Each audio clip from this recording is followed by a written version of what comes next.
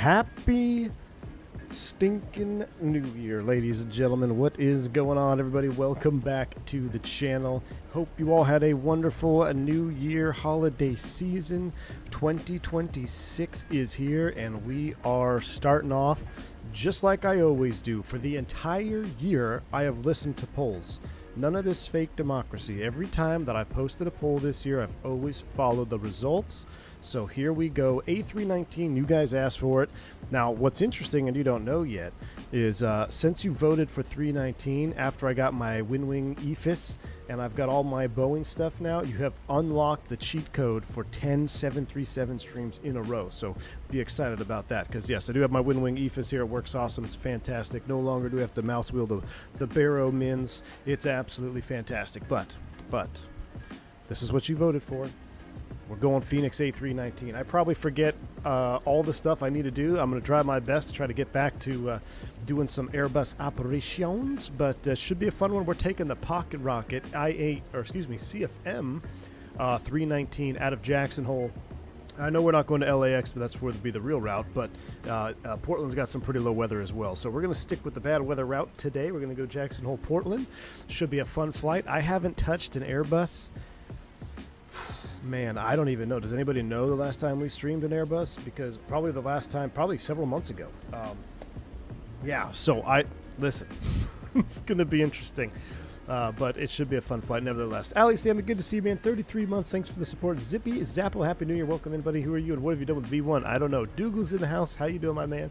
Good to see you. Mr. Iceman. Chicago, Joe Plains, Tower Ray. What's up, my buddy? RP Gamers, Wrong Side Sim. What's up, man? Dude, I love your those first-person views with the meta glasses. That's pretty sick. Wrong Side Sims in the house. T-Tut Company is here. Good to see you, my man. Osco Stick, Turk Karen, the troll himself is here. AJ Funai, good to see you. Vodka's in the house. Nabil Hamdoui, hope you're driving safe, my man. Good to see you here, and many more. Welcome in. Let's not waste too much time, and let's just get right back into it, shall we? So, first things first. Wrong Side says, V1, don't you have FCU EFIS with the bus? Should get...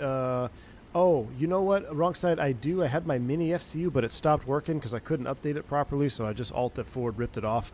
It's dead to me, man. But yeah, I had the not the WinWing. I had the mini FCU EFIS, which was great when it worked, but something got corrupted, I think, or I don't know, and it wouldn't update anymore, and it became more of a hassle than anything, and I don't care about Airbus anymore. It's all about the 737 now, chat. The 737 is the greatest of all time. However, the Fenix A320 series in Microsoft is the greatest of all time, so that's why we got the title today of Back in the GOAT. WinWing for life, yeah. Well, here's the thing, Wrong Side. To be honest with you, I didn't enjoy, when I went to Expo last year, the WinWing Airbus stuff, as far as the what is it called, EFIS and FCU on the bus, I didn't like, I felt like it was, I don't know, not as high quality. Maybe the colors were off. I know the colors definitely were off on the WinWing glare shield panel or whatever, but I don't know. I thought the Boeing one seemed like better quality, if I'm being completely honest with you. Maybe it was just the one that I messed with at Expo. So my mini FCU, by far, even though it's a smaller, downscaled version of the Airbus, it's very good. The buttons are almost just like the real thing. So the mini FCU is great, and in terms of realism and how the buttons tactilely feel, they're definitely superior. But yeah, I don't have any room for any more hardware. Wrong side. I don't have the space to be building 3 multi-simulator setups, you know, and do full MetaVision glasses approaches. But it's pretty sweet, man. It's Kyle says I have both. I agree. The Boeing just feels better. Yeah, I don't know what it is, man. Well, maybe just the way they did it. So, all right. Have I tried a chance to chase plane? No, I am not doing chase plane. Not necessarily against chase plane. I'm just letting it sit. I'm gonna let it cook. Who is getting triggered by me saying the word cook? Someone in the Discord. Was it John? I'm gonna let chase plane cook for about 6 months before I possibly purchase it. I've seen too many issues with Sims crashing and WASMs and all that stuff. So I'm not against it, like I said, but I'm gonna let it get some updates and go through that process first. So, all right. Let's hop into the bus, shall we? I mean, the 319 Sharklets is pretty unmatched, huh? That is pretty dang good looking. Let's reset the drone cam. Let's hop into our airplane. Wow. What an absolute beautiful cockpit here. Sounds are all the way up. Guys, I feel lost. To be honest with you. I feel a wee bit lost. Let's get the sounds all the way up. There's one. There's 2. There comes the 3 green lights. ISIS is powering up. Bring the bird to life. Oh my goodness, the sounds of the Phoenix. This is such a great Microsoft data. Listen to the, oh my gosh. The little detail in the sounds on this airplane is fantastic. Finally, a true 2024 airliner. None of that utter coffee nonsense. Oh, get out of here, Osco Stick. PMDG's goated, man. Now, I tell you what. After flying the wing, the level up, man, I almost wanted to do a level up stream this afternoon. We'll see. It's really nice out. I might take the boat out, even though my motor's got issues right now. I got to take it to a mechanic. I keep below 4,000 RPMs, and I might go fishing this afternoon because it's like 70 degrees today. This fall winter season in Texas has just been one of the most mild I think I've ever experienced. What happened to X-Plane being dead to me? Well, I got it reinstalled. I had to do a full reinstall, Captain Overspeed. You know, if you're new to the channel, things get dead to me very quickly, and they have a 50% chance of becoming alive again. X-Plane got alive again. Matter of fact, before the stream, I was updating the MD-11 textures and sound pack, so we'll see. Which Moza base? I have the Moza AB9 base here for the Airbus. Moza AB9. AB6 will be just fine. I have profiles pinned in the Discord. It's actually received multiple reviews from other bus drivers, and they say that it's pretty good. So we're happy with that. It's pinned in the Discord. Check it out. I got 2 versions, kind of an old version and then a Neo version of the profile in the Discord. So, all right, airplane's firing up. Wingnut's already getting ready to troll, so let me run through the overhead flow. And actually, let me not do that because then he'll be upset that I didn't go through that I went through the overhead flow before. So, super chat. Wingnut, thanks for the $2 super chat, man. Hope you feel bad. Don't text the X. Yes, indeed. Don't text the X. My goodness. Wingnut, thanks for the $2 super chat, man. Yes, indeed. I know. Look at this beautiful cockpit, though, right? I mean, didn't you crash the Airbus on stream, full flap sim? I think you crashed it on stream, didn't you? All right, here we go. Crew supply oxygen's off. The ground control's on. CVR test. Man, this overhead just looks so much cleaner than the 7.3. Literally, guys, I have not looked at anything Airbus since I started prepping my 7.3 stuff. So, arm the emergency exit lights. Lights are out. Fault lights are normal. That's good. Battery electrical test will fail, but we're not even going to mess with that. Let's do engine fire test once. 2. And Turks is here, going to take the APU for me, because technically, can I still be a captain in the Airbus? All right, overhead looks good. Look at me, I'm getting ready to like do a left to right flow. I don't remember any of my flows here, chat. Let's go FMGC. I did update though, so that's good. Initialize init request. Let's go ahead and bring you back to FMGC. That looks good. Oh, I don't have the DCDU set up. I could have done Beyond ATC CPDLC, I think, right? Because doesn't CPDLC work with this now? And I'm pretty sure I set it up. I don't want panel states. I'm pretty sure I set it up. Should I try? Nah, that's all right. Let's go the old school way. Where's the integral lights? Let's get those up looking good. We're squawking 2,000. Magic barrel ref is set. All right. I emailed Mathis, asked about engine jiggle in the 7.3 like Level Up has, and he said it caused commotion in our team and no one would fly a plane like that. Really? No one wants to fly engine jiggle on the 7.3? Well, I mean, here's the thing. I don't remember ever seeing 7.3 engine jiggle. Not to say that I haven't, because we watch videos on YouTube. Next time I go on a 7.3, I'm going to take a video of the... man, the snow is coming down. I'm going to take a video of the engines just for myself, because I honestly don't remember. I do like it. I feel like the level up is just like it needs to be reduced about 10%. I think. But yes, the engine probably does move a little bit. Did I miss V1 going to 7.3 now? You sure did. You sure did, man. I'm in training right now for the 737. So, all right, let's go ahead and get this loading up here. Let's go ground ceviches. They're fine. I do have the engine fan heating on. We're gonna go ahead and load aircraft. We'll do. I don't know, 22 minutes. We'll do fast loading time. Let's call up, there's our flight plan. Let's go ahead and call up with Jeff here. Let's get the ATIS, see what's going on. Cost index 55. I don't know. Few clouds at 2,100. Ceiling 3,700 overcast. Temperature 01. Dew point -01. Altimeter 29er, 6. Landing and departing. Runway 19er. Okay. Numerous cranes in operation. 19 it is. Hole. Advise on initial contact. You have information, Oscar. Information, Oscar. Oscar, so let's call ground. Uh-oh, do I have this bound? I don't know if my push-to-talk is bound. We'll see. And then if it's not bound, I'll have Jeff give him a call. Where are we at? Jackson Hole? Jackson Hole ground. Good afternoon. American 357. Information, Oscar. Clearance to Portland, please. I don't know if my mic is or push-to-talk is bound. If not, Jeff, give him a call for you, please. Speaking of Jeff Faviano, I want to mention something about something I did the other day. It was really fun. Jackson ground, American 357. Good afternoon. You do not have an IFR clearance yet. Please make a taxi request on the appropriate frequency. Who do you want me to call? Call him, Jeff. American Let him know. 357. Ready to copy IFR clearance to Portland Airport. American 357, Jackson ground, cleared to Portland. Alpine 4 departure with the Idaho Falls transition, then as filed. Climb via SID, except maintain 15,000. Departure frequency 133.25. Squawk 615 tree. Cleared to Portland.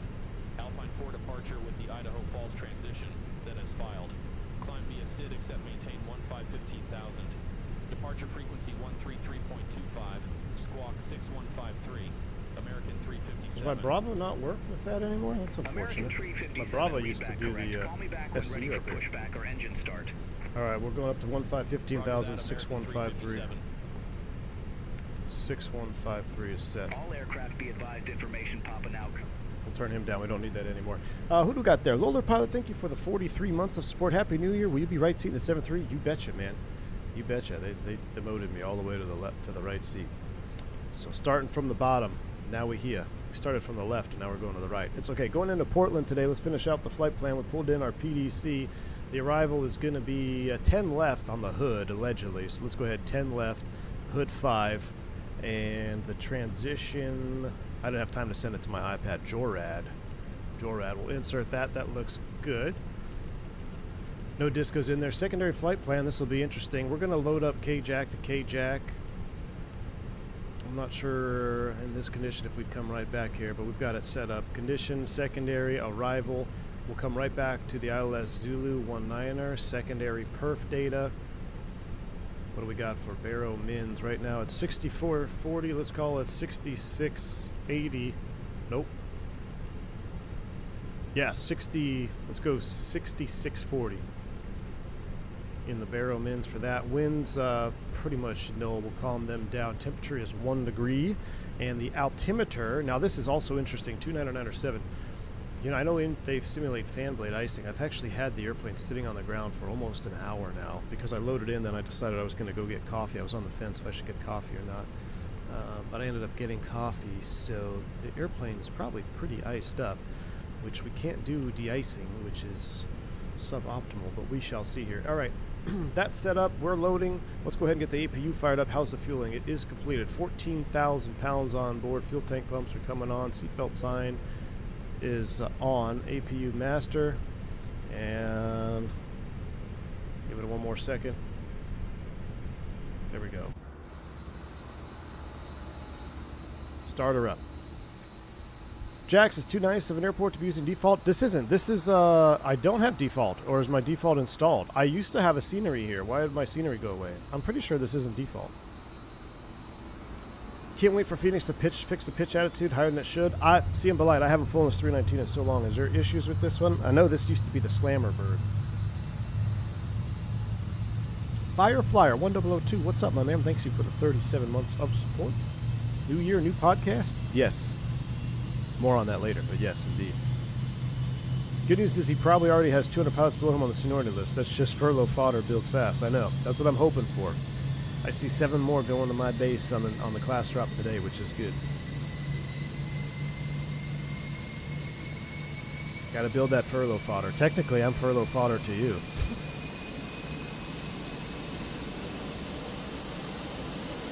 Will you try the Nimbus 707? I will, Honey Badger. Man, APU sounded good, though, didn't it? All right, APU is up and running. We'll start the chrono for 3 minutes. We'll get constraints on. We're waiting for the IRS to finish its alignment. I did put them in a line, right? I did. Block fuel, we'll throw that on board. 14-0. That goes here. We'll wait for our 0 fuel weights to update. We'll pull out some charts. I may have to resync this. Aircraft loaded, dismiss. Send these numbers to the McDo. Perf takeoff 19. Wet. Flap config optimum. Force Toga yes. Anti-ice engine. Sync load sheet final. Sync live calculate. What are they going to give us here? No takeoff could be found. Ooh.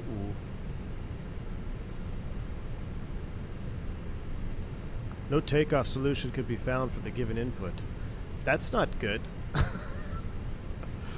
Packs off.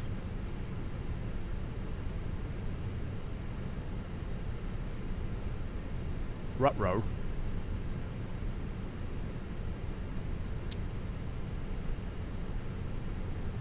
Ruh-roh. Are we that heavy? What if it was dry? Okay. I'm going to get dry numbers. Force Toga, anti-ice off. Anti-ice. How about engine and wing on a dry runway? Will you give me that? Okay. So this is what we're going to go with. But we're going to obviously be on a wet runway. 20-20-26, flaps 3 up, 0.1, no flex, packs off. Send to McDo. My goodness me. All right, 20-20-26, flaps 3, up 0.1, no flex, Toga set. We're going to have the engine anti-ice on anyway. VORs are coming up. We'll get terrain mode up on this side. And boarding is complete. Jack's runway 6,300 feet. You're too heavy. Yeah, right. Watch this. Watch me. Hold my beer. All right, we'll simulate it's been 3 minutes. Let's get the APU bleed on. Let's go ahead and warm up the packs here a little bit. Get that. We'll disconnect from the external power. Ground cervices. Actually, let's go charts. I'm probably going to need to sync. Am I going to need to sync? No, I'm not. Very cool. All right, departure is Alpine 4. So Alpine 419 out to Idaho. That's kick me at or above 15, not a problem. Parking ground charts. We are over here going to 19 is straightforward. There is a de-ice pad. I wish there was a de-icing simulation we could do in here. That would be cool. I don't see any snow and ice out there, but it is awfully nasty. Turks, can you run? This is gonna sound really bad. Can you run wing anti-ice on the ground in this 319? I don't think you can. We never turned wing anti-ice on the ground, but I don't know if you have a different procedure. Turk says, check company charts. I will. Let me pull that out right now real quick before we blast off and push back. We don't want to go off the end of the runway on this one here. So let me pull out the company charts for Jack hole here. I'm pretty sure. Let's see, Jackson Hole to Portland. Yeah, in flight only. Okay, so listen, my brain is Boeing now, man. My brain is Boeing. All right, Jackson Hole departures. Departure emphasis. Emphasis items: mountainous terrain in the vicinity of airport. Check minimum IFR altitudes. Caution if tower is closed, you're screwed. Gate departure clearance. Contact ground before pushback. Will do. A319 engine start. Spurious engine fault can result from automatic engine starts due to high field elevation. Consider a manual engine start. Yeah, let's do that. I don't remember how to do it. I'll try to do it from memory. We'll do a manual engine start.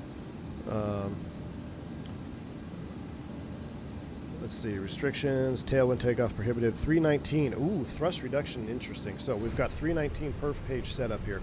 Thrust reduction altitude is 8451. So we're going to adjust you 8451. Acceleration altitude is 9451. So thrust reduction and acceleration, engine out per TPS, climb at green dot to 15,000 feet. This will be fun. Dougal, what's up, man? It says, you still happy with the X6 card? I'm looking at 24 gig VRAM. Got to be a win. 24 gig VRAM is the win for me, Dougal. I'm be honest with you. I had some issues initially when we first got it because I had to switch from NVIDIA, and I had some driver crashes and stuff. After I did the proper wiping, the DDU wiping and everything, it seems to be pretty good. Now that you probably jinxed this stream, if anything happens, I'll be upset. But no, Dougal, I'm all honesty, man. I wish I had a 5090, I think, when that was the reason of building this rig, but I can't complain, man. It's been awesome. And I've streamed, right? So my PC not streaming, I mean, I could even turn up more stuff, although I pretty much have stuff turned up quite a bit anyway, so I mean, it's, I don't really have any negatives, my man. All right, departures, VFR departures, we're not going to worry about that. De-icing, anti-icing, cool. All right. Good call on the company charts there, Turks. Green dot to 15,000 feet. We're going to sit on the tail. Jeff, give him a call. Let's do a before start checklist, please. That's disconnected. That's all on. Let's go ahead and do this. We'll close up shop. Jeff's going to give him a call.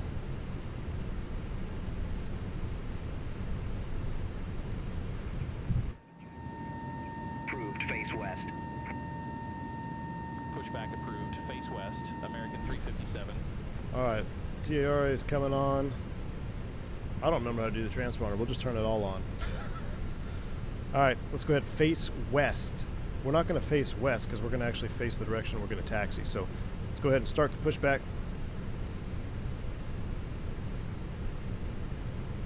Calculate the ground brakes released. Clear to push. I do have these cams again. Welcome back. And since it's contaminated ramp, we're not going to start. Oh man, I feel like I should run the time back. We're real time. We're live time, live weather. We keep it as is, or you want to go back, depart when it's low snow? I guess we'll just leave it as is.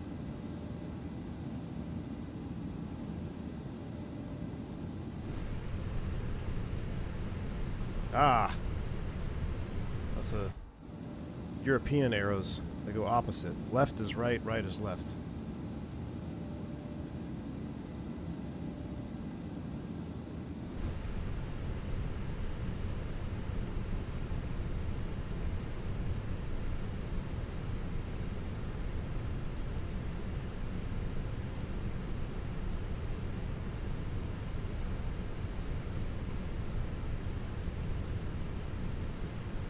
About as straight as we're going to get it.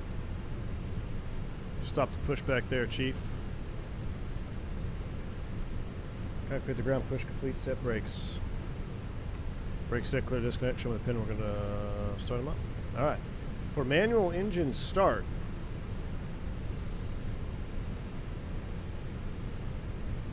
we're going to move the ignition start switch into ignition.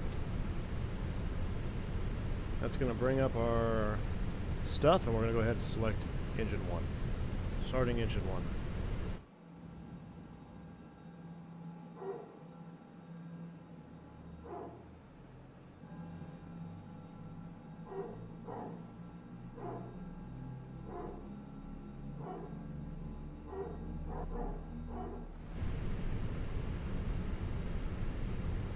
We'll let it get all the way up to max motoring. Fuel on.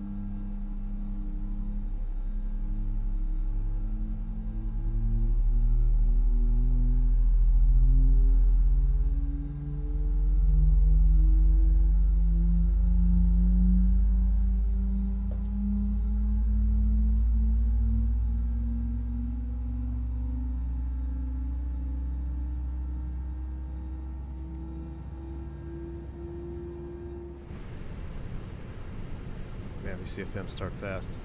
Engine 1 is on. Engine 1 anti-ice is on. Alright, for cinematic purposes, we're going to do, that's coming off, that's coming down. We're going to go outside, and we're going to do an automatic engine start for this one, because I want to hear these puppies spool up. Alright, go ahead and turn 2.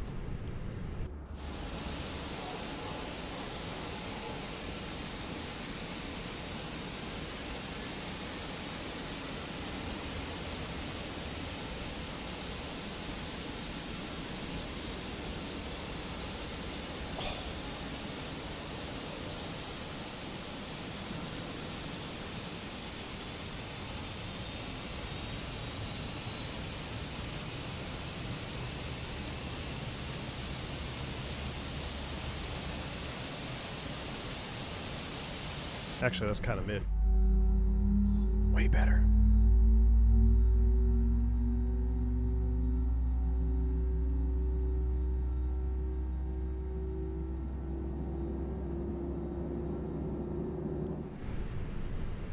Way better.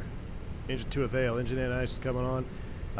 We're going to leave the APU bleed off. We're going to turn the bleed off, but we're going to leave the APU on because we're doing a bleeds off takeoff, which will be simple. We'll just run the APU bleed. So, I was wondering why I had a fault light there. Okay, engine 2 is started. That's coming back here. That's going back there. We're flaps trace.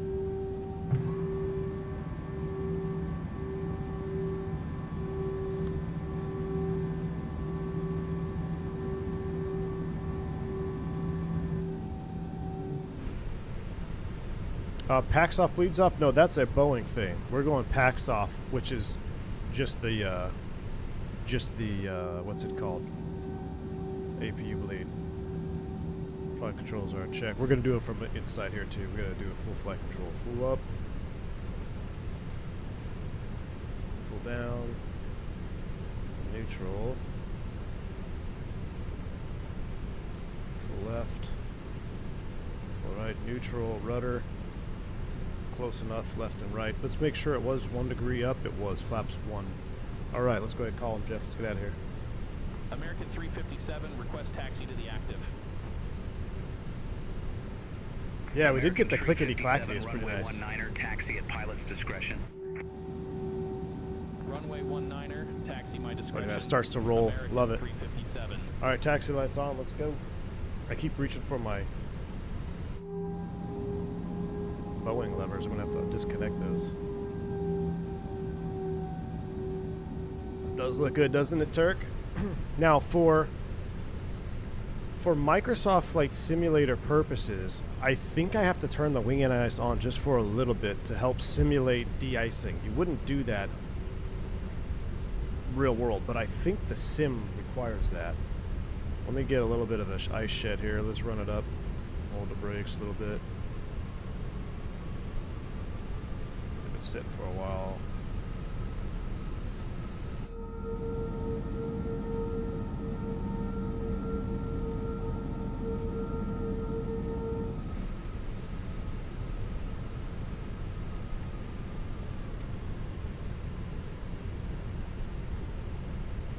I forget how nice this thing taxis with a tiller. Oh my word, this is real life. I mean, yeah. Don't text the X-Wing that said it best. The Fenix is so good, guys. It's so good. The screens. I mean, there's something about the reflection that it just is real. It looks more real than the actual thing. All right, let's go ahead and do our flow there, Turks. Max takeoff config checked. Let's go on auto. We're TARA. That's auto and auto. We're waiting on the flight attendants. We'll do a forward call there. Look at it run away on the ground. I absolutely love it. We want to keep our speed down though because we're on a contaminated taxiway. Wow, we're going to be taking off into that. Climb out of it. Man, I kind of wish it was still snowing for our takeoff roll. Wing and ice on the ground for sim purposes, Turk, because what happens when you have GSX de-icing, all it does is turn on your aircraft's anti and de-ice systems. It turns all of them on. That's what happens in the sim when you do GSX ground de-icing. So you would not do this real world, but I'm doing it so we can get off the runway. I'm going to turn it off before takeoff. In the real airplane, I don't think it would actually run on the ground, would it? I forget. I don't want to. I can't bring my mind back.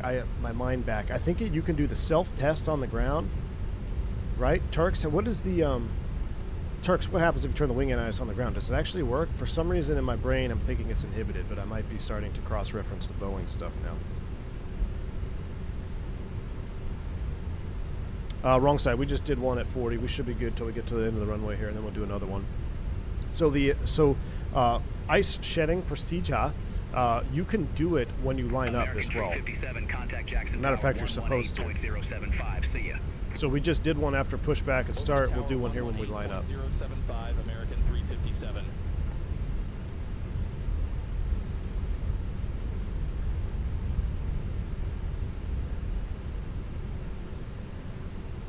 All right, I'm ready. You guys ready? Call him, Jeff. American 357 ready to go. Runway 19er.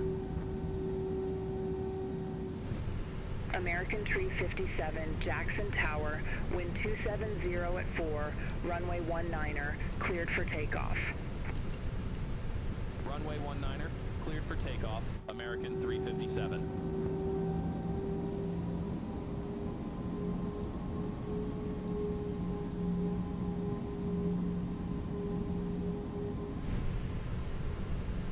All right, we're cleared to go. We'll line it up and then we'll do a we'll shed them here on 19. Max available runway. We'll hold the brakes. Full toga. Packs are off. Welcome back to the bus. Reset the chrono here.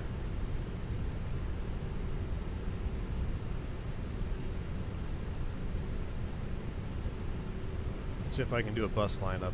Man, I do love being back in the left seat here.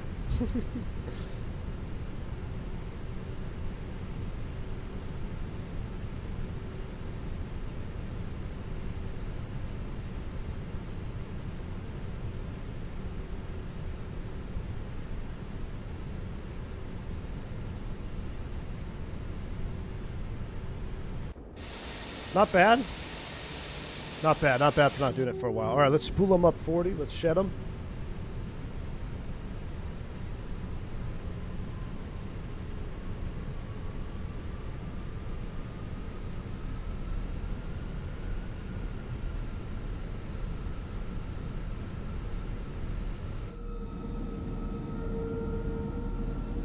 Yoga's in chat. Nose forward on the stick. Let's go.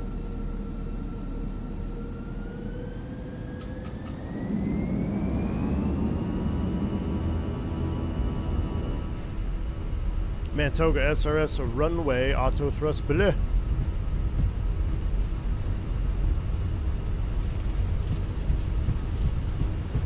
$80.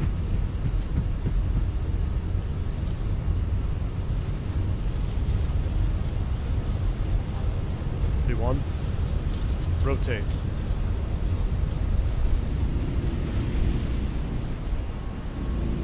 Positive rate. Gear up. Fly with.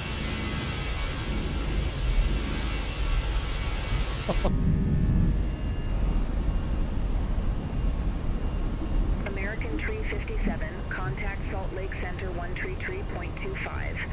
Remember, our acceleration altitude is 80 something.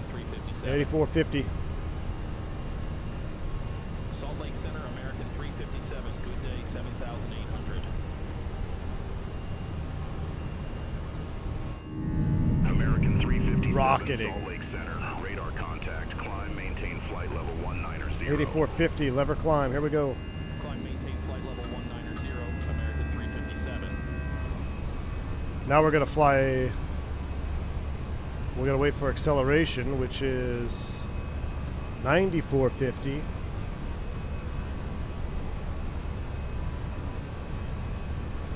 There's F speed, flaps 1.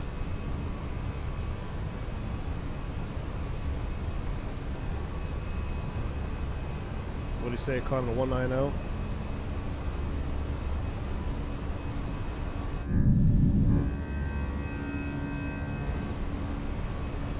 We got to get S speed, right, to get above green dot. Get our green dot out. Once we go S speed 0, we go flaps 0. I know Turk said the answer. In-flight hot air from the United States 3 upward sides. We're going to flight crew can initiate 30-second test. There we go, just a test. Flaps 0. And we'll go ahead and select speed here. Green dot is going to be 203. Selected speed. So up on the tail, we got a clean wing. Engine or wing anti-ice is coming on. Look at this pitch. Easy does it. Let me see if there's any weather radar out there we can paint. It's all green.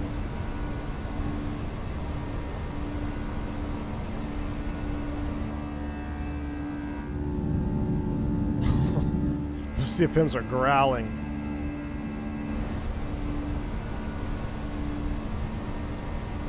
Why does his weather radar look better than mine?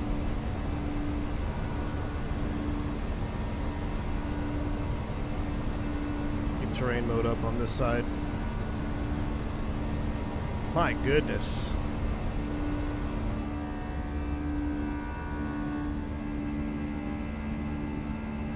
Definitely nice in conditions though.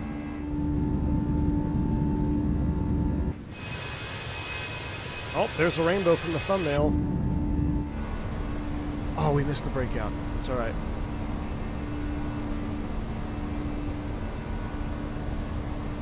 Welcome back to Microsoft. Jungly Sim, how's it going, buddy? How you been, man? Happy New Year, dude. I saw your New Year's roast, man. It looks fantastic.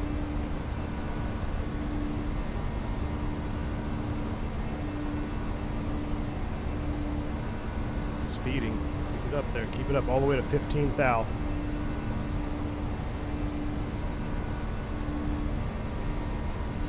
All right, here's 15,000. We'll manage the speed. Now we can lower the nose. Center, Delta 1277. Good day, flight level 228. We're out of the active icing. We'll turn the wing off for now. Delta 1277, Salt Lake Center. We're still not 10,000 feet above field, are we? 1640. We've got another 1,000 feet to go here.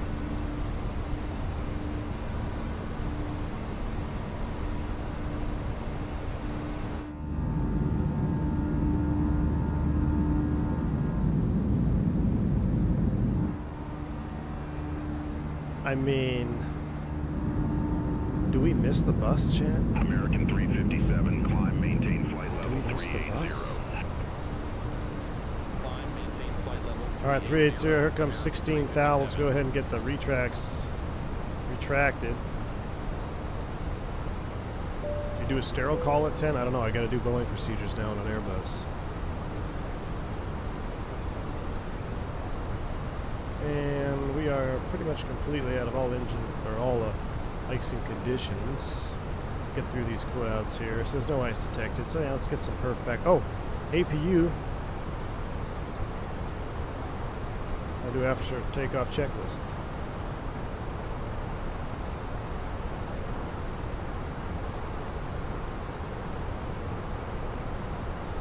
Man. The wing flex looking a little bit Timu, maybe? I don't know. I don't know. PMDG's got some pretty good wing flex. Maybe it's just an Airbus wing flex. A little stiffer. Oh, bank angle check. Here we go. Oh, man. It's nice. It's nice, guys. It's so nice. Jackson Hole Airport landing runway 19. There's 18,000 feet. We'll go ahead and set standard. I don't know where the standard button is, guys. Where's the standard button? Electric RF. Oh, where's this? Oh, right here. Tell me you've been out of the bus for too long.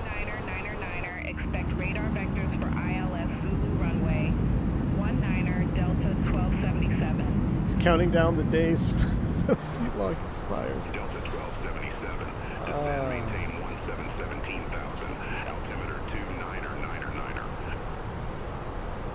Descend, maintain 17,000, altimeter 29er, Delta 1277. We'll get her straightened out here.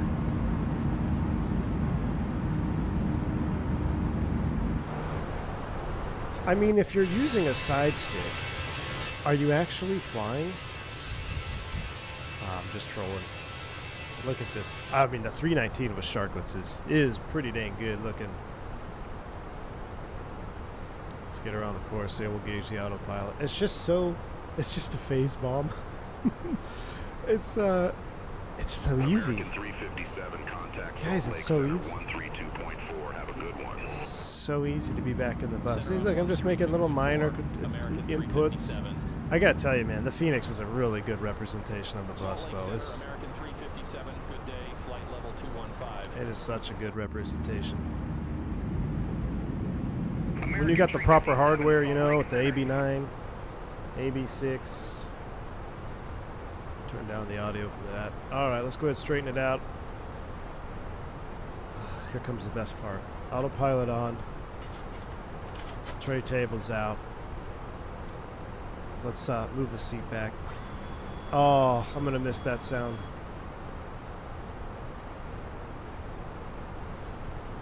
So, you live close to the airport? My goodness. Did we get the rest of our lights? We did. Alright, let's go to full screen cam.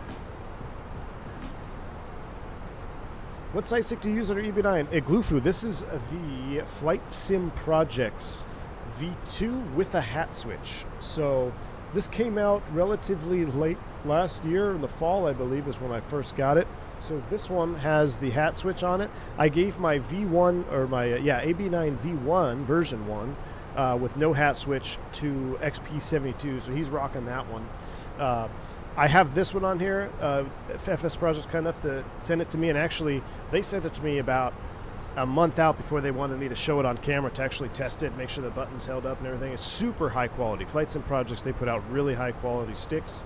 Matter of fact, if the stick doesn't meet their standards, they won't sell it. But they won't sell it for a normal price. They'll list them as like defect sticks or whatever, and people will get them much faster because they don't keep them on the shelf.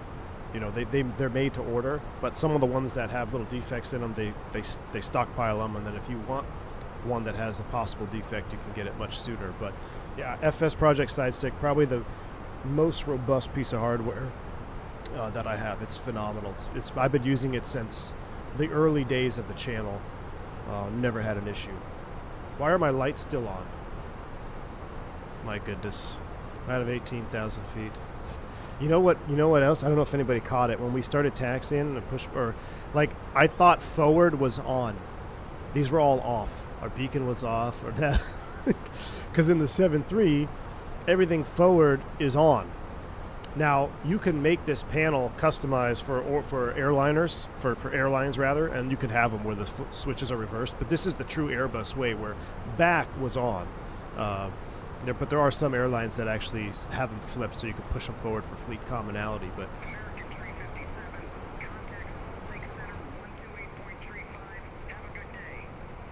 have a good day.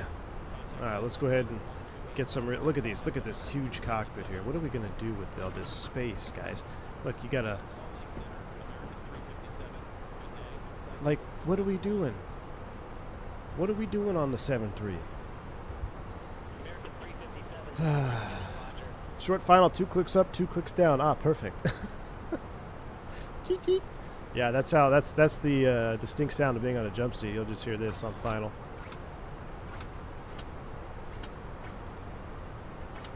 Wait, I was gonna say, I wonder if the person actually moves.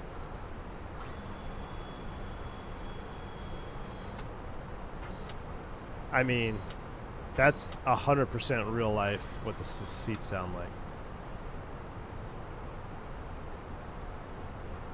There she is in all her glory.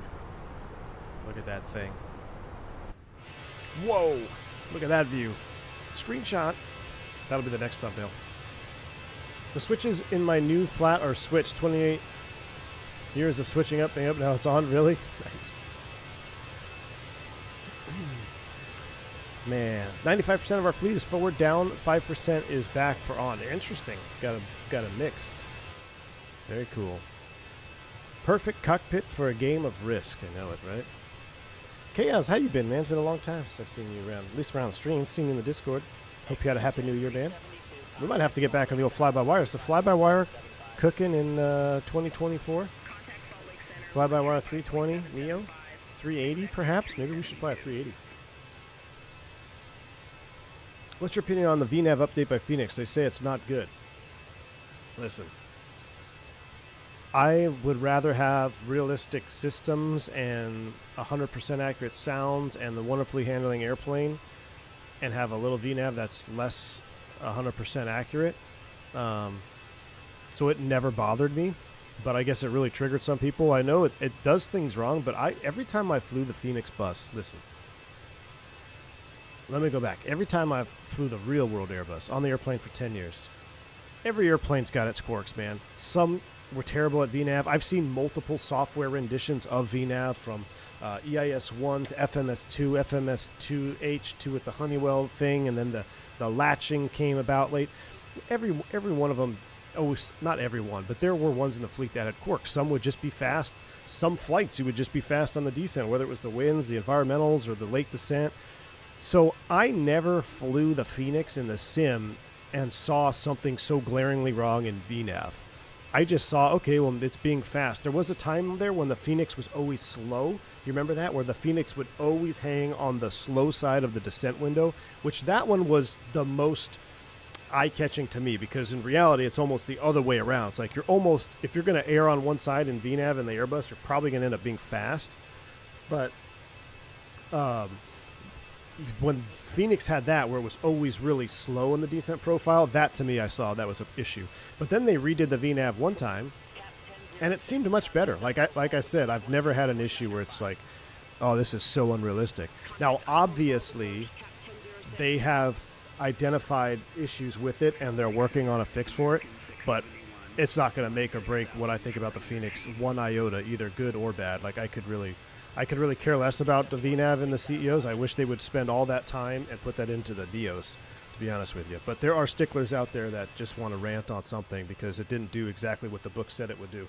Newsflash, airplanes don't do what the book says it's going to do all the time. Matter of fact, short of it being a brand new airplane, and sometimes even the brand new airplanes, I've been fortunate enough to fly brand new airplanes. First day on line service, I flew with NEOs, and they would have issues. Matter of fact, the newest ones tend to be the worst ones, because they haven't figured out what's broken yet. But you just have to be ahead of it. Like, if the descent is always going to, if you're fine, like, I think the biggest complaint now is people are saying you end up high, right? So first off, are you putting in the winds? What is the cost index? When are you starting down? So if you're consistently high in the airplane, and I think if my memory serves me right, it's been a long time since we flew the Fenix 319, but I think it does tend to be high. Start down a little bit earlier. Or why don't you just do a faster descent speed? If you increase the speed of descent, you're going to go down faster, right? Or throw the brakes out, go to an open descent, catch up to profile, then remanage, right? There are things that you can do to correct said issues. Now, I'm not, like I said, I'm not making excuses for Fenix. I think if they've identified problems and there are ways to make it better, knock yourselves out. But I'm not going to notice it. I don't even notice it. I just notice you guys in the chat always want to come in and complain about something. So, but yeah, I'd be curious to see what happens when they change it. I think the 319 is fast, right? You guys maybe can let me know, but I think the 319 ends up high. Turk says, you end up saying, what is it doing now about once a week with the actual Airbus? Very true. Tried to get us violated last week, was committed to passing a point 2,000 feet low. Yep. I can confirm I've seen a Neo on the line for 2 days go out of service for maintenance issues. Yeah, wrong side. Man, some of the newest Neos were the worst. I mean, there were some that just had so many issues. Brand new. I'm like, how is this airplane all tore up? Wow, the clouds are cooking. We'll go outside view once we level in cruise altitude. Which is not long because we're in a 319. My goodness. Chaos says the FCOM is one of the most incorrect pieces of documentation we have found. Yes, sir. Yes, indeed. Why'd you switch to the 7.3? I thought time was... I have a thought time wrapping my head around why someone would go from the 320 to 7.3. Because I switched operators, that's why. But I also wanted the 7.3 because I wanted something new, man. I'm having a quarter-life crisis. I'm not old enough for a midlife crisis, but I wanted something new, something exciting, and a real airplane to fly, just so I could trigger everybody in the chat that's like diehard Airbus. I base my career expectations on what the YouTube chat feels like. I remember visiting the cockpit of a month-old Neo, and it had 5 in-op stickers. Yep. So there was a lot of things with the new Neos, too, that were not really airframe or, I guess, systems related, but, you know, cosmetic stuff. This is missing here. This is missing here. This fell off here. With your cholesterol, you might be at a 3/4 life crisis. Hey, get out of here, Turk Heron. How'd that chicken turn out with half a bottle of seasoning? Your sodium levels are going through the roof, probably. I've always pinned you as an Airbus pilot. I can't imagine you as a Boeing pilot. Yeah. I mean, listen, I love the Airbus. I believe in the Airbus. I think it is a phenomenal design, especially when you think back to when it... Like, we think the Airbus, oh, it's brand new. It's really not. The core of its design was in the 80s, right? So it's actually pretty old in that aspect. But what they have accomplished, especially with the newest versions of them, right? The 321 XLR, 321 Neos, they're just phenomenal machines. And the way the pilots interact with the aircraft is fantastic. It's a safe airplane. It's a very comfortable airplane. It is, honestly, it's kind of like the dream job airplane, to be honest with you. Listen, I don't know when or if ever, but if the opportunity presents itself in the distant future where I can be back in the left seat, back in a bus, 10, 15 years from now, I'm probably going to take it. But until then, I'm going to enjoy my time on the 7.3 and mix it up a little bit. Core of Boeing designed in the 50s. That is true. That is true. I've been using vertical speed and using calculated line at draws for that way. You can descend more than 3,500 feet. That's a way to do it, Holden. Yeah. Yeah, exactly. It held up well to modern standards. It really has, Aston. A big part of that is it's sitting so high, right? Being able to fit those leaps under there, get those big engines under the wing. They didn't have issues. That was the whole problem with the MAX, right? Trying to fit these super efficient engines. The engine technology advanced, but the airframe tech never really did. So I think Boeing, I really believe that if Boeing would have stuck with the NMA, narrow mid-size aircraft or whatever it was supposed to be, they probably would have either stayed neck and neck or come out ahead in long term. But the choice they made to stick with the 7.3 and force those engines on there, I think that ultimately was the biggest problem with Boeing. So, but I mean, the other thing is, the fact that they could, not just engines, but if you look at the Neo and you look at how it's, I don't want to say it's replacing the 7.5, but that 321 XLR, the fact that that's a narrow body Airbus at its core and it's doing those missions that it's starting to do now, that's pretty incredible. Vodka's correct, though. He'd switch to 340 if it was domestic routes less than 3 hours. Yes. The Airbus was made future-proof. The 7.3 seems to play catch-up. Yep. Yeah, Victor, I agree. Being on an Airbus is much more comfortable. Much more comfortable as a passenger.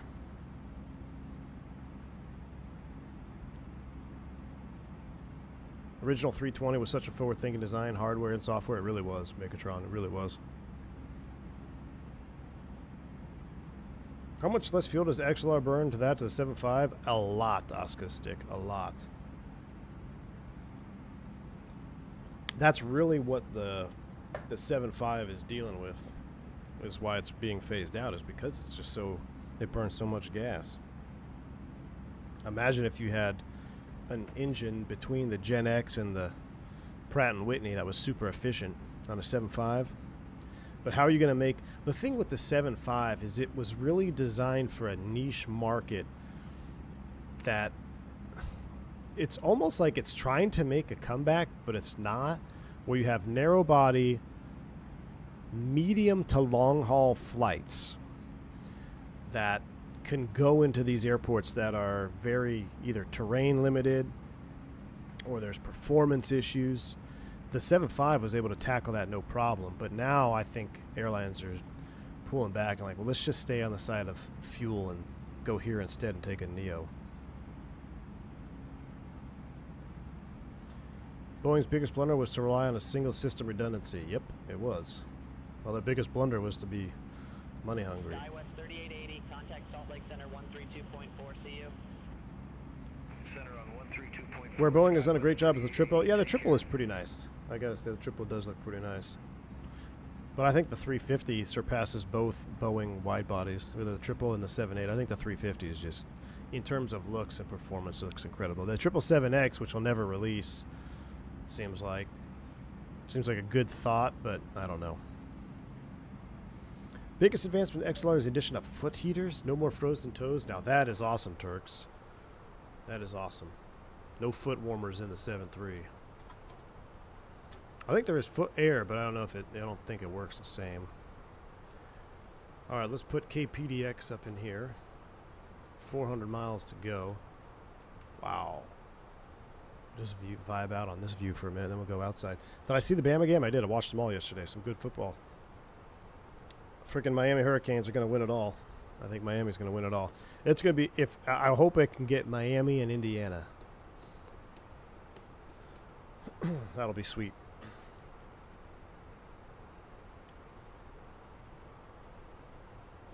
Are you going into a new captain as a company? No. Or am I going into my new captain as a company? Am I going into my new company as a captain? No, I'm not. Doesn't work that way here in the States. Would you say X-Plane 12 is micro-detailed? Yeah, there's smaller details in X-Plane 12. I don't know. Samsung fan, what's up, man? Good to see you on the vertical. X-Plane 12 really shines low light and airport environments. The default airports are awesome. The lighting at night is really good around the airport. I think in Sim Update 4, as far as city lights is concerned, Microsoft 24 still looks really good. And it's smoother and better than what X-Plane 12 does. X-Plane 12 really, it still has that bad popping effect in X-Plane 12 at night. Even though the lights look good, they're not, it's not what Sim Update 4 can do. But as far as the airport environment, X-Plane 12 has got it down. Indiana's a juggernaut. We'll see, Bills. I hope the Jets can get Mendoza. That's my plan.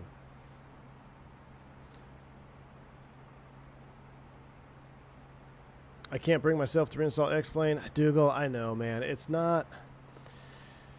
I think X-Plane 12, if you really want an MD-11 that's a lot of fun to fly, if you want the 74200, those are really the only reasons, now that we got the PMDG and Microsoft, those are really the only reasons I can think of, unless there's another airplane that you really like that's only an X-Plane 12. I can't bring myself to fly X-Plane 12, an Airbus, or a Citation 10. I can't, no. If I'm going to fly X-Plane 12, it's either for us to check out the level up, which I thought was pretty fun, checking it up. But then the maintenance on it, Dougal, like you just said, like the maintenance on X-Plane 12, plug in this, plug in that. If you got the time for it, hey, more power to you. Enjoy it.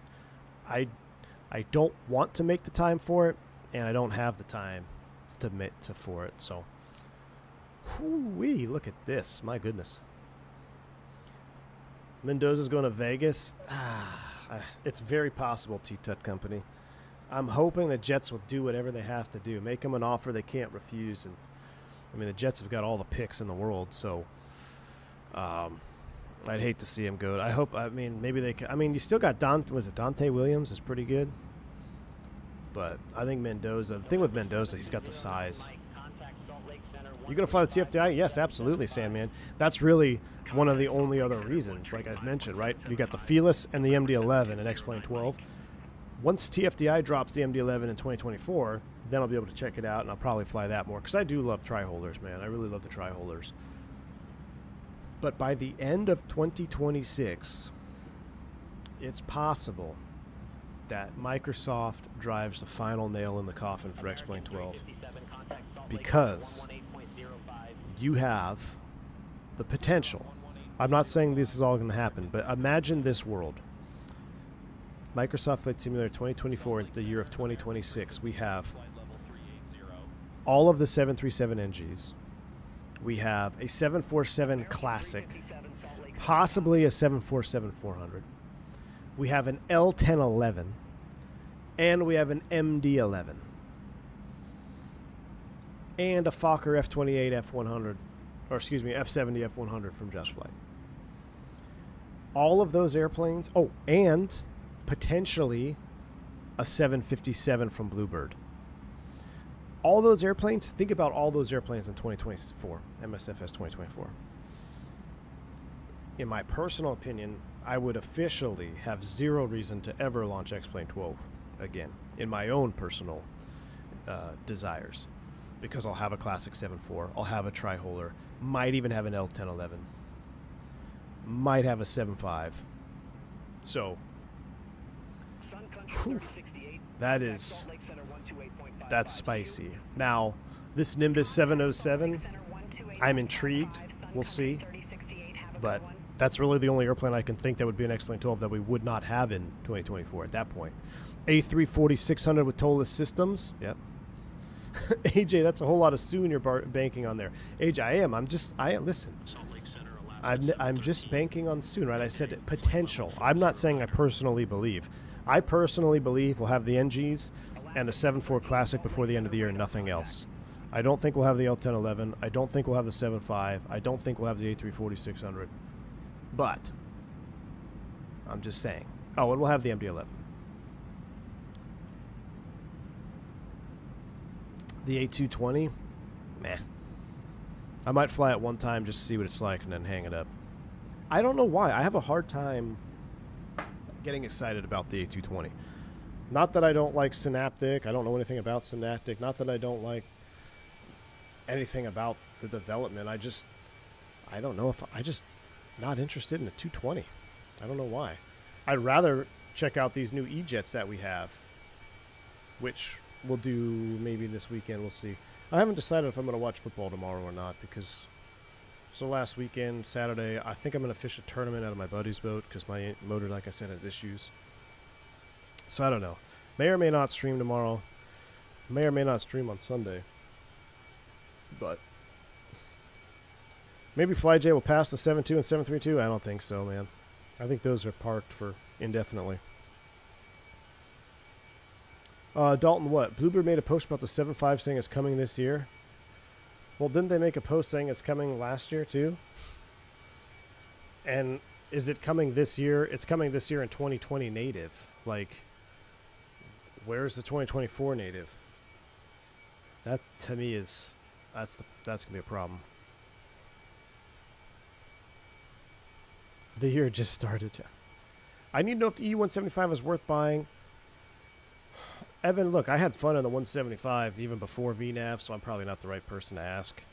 I enjoyed the sounds. I enjoyed the flight model. I enjoyed flying them before VNAV. I haven't flown them post VNAV update. From what I saw, it looks like there might be some other issues that arose that didn't really exist prior to this update. But we'll take a look at them, like I said, this coming weekend or this week, perhaps. Talk about racking my brain. I don't know, though. I mean, I put an asterisk by that one. I may just stick. This is my last week. I go back to training on the 9th. So I've got 7 days. And you can imagine we're going to be 7.3 heavy. Also, I've got my Windwing EFIS, which is spicy. Can I fly the PC-12 or King Air and X-Plane? I don't... Richard, the thing is, I'm not interested in investing in X-Plane 12 right now. Anything that I have in X-Plane 12 is either stuff that I've already owned or it's freeware. And I'd have to buy both the PC-12 and the King Air, and I'm just not. I'm not going to fly them enough to justify buying those airplanes in X-Plane 12. I know they're good. I enjoyed the King Air back at X-Plane 11. I thought it was a great rendition. Observation rides. I got to do those. Well, I can't do those until 10 days after ground, Turks. So I thought about those. Like, I'd rather just go do an observation ride this week, but you can't do it until after ground school starts for 10 days or whatever. I guess you're supposed to go do it on one of your 48-hour breaks, which I don't understand. I don't know why I can't just go do them now. I'd much rather just go knock them out this week. I know my flows. Been doing my systems practice tests. I didn't have a good test this morning. I got like a 70. Apparently I need more study on the warning systems. But Salt Lake Center, Delta 2764, flight level 259. I do wonder what will happen to 24 in a year or two. Microsoft 2026. Delta 2764, Salt Lake Center, radar contact. Turks, that's what they told us. Because guys were asking the question, well, if I commute in, can I count that as an observation ride? They're like, no, it has to be after, I think it's after the first week of ground. Then you're eligible to do your observation ride. They don't want you to do them before then. So, yeah, I know for a fact. It's either the first week or 10 days. I'll have to double check. But I know for a fact that that's what it is now. I don't know when they changed it. But, yeah, I think it's kind of lame because there's so many more opportunities to go now. Is the native 7.5 for 24 being worked on and released? Delta fan. That's what they said, right? They're being worked on and will release after the initial 7.5, right? After, meaning what, though? Next day, next week, next month? Because I don't even own 2020 on my system anymore. 1281, contact Salt Lake Center 128.55. Hold on, wife is texting for... I already have a coffee. That's why the stream was late. Do you want any snacks?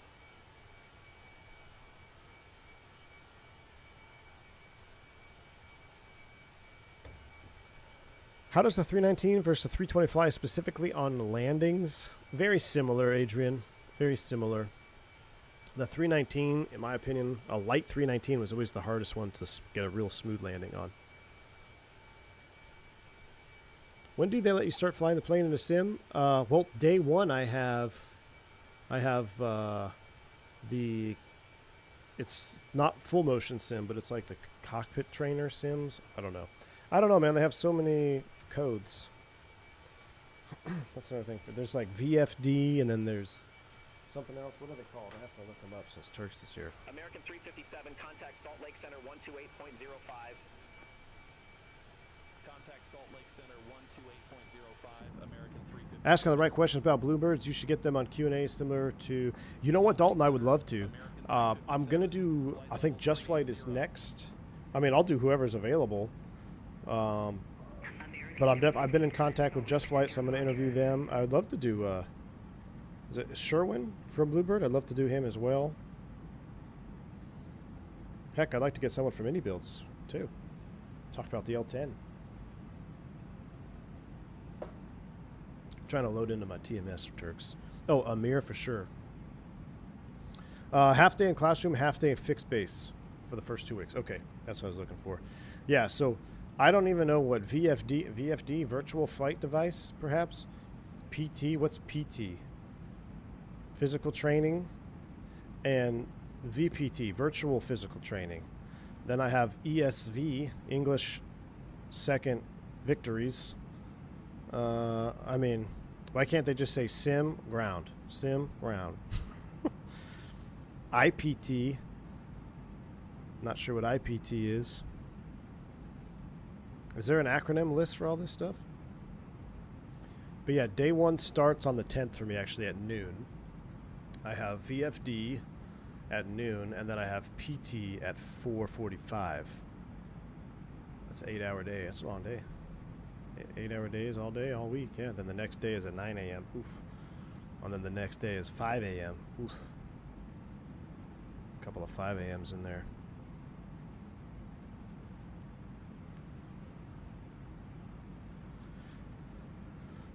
Procedure trainer? Yeah, probably procedures trainer. That's I think procedures trainer is the fake sim.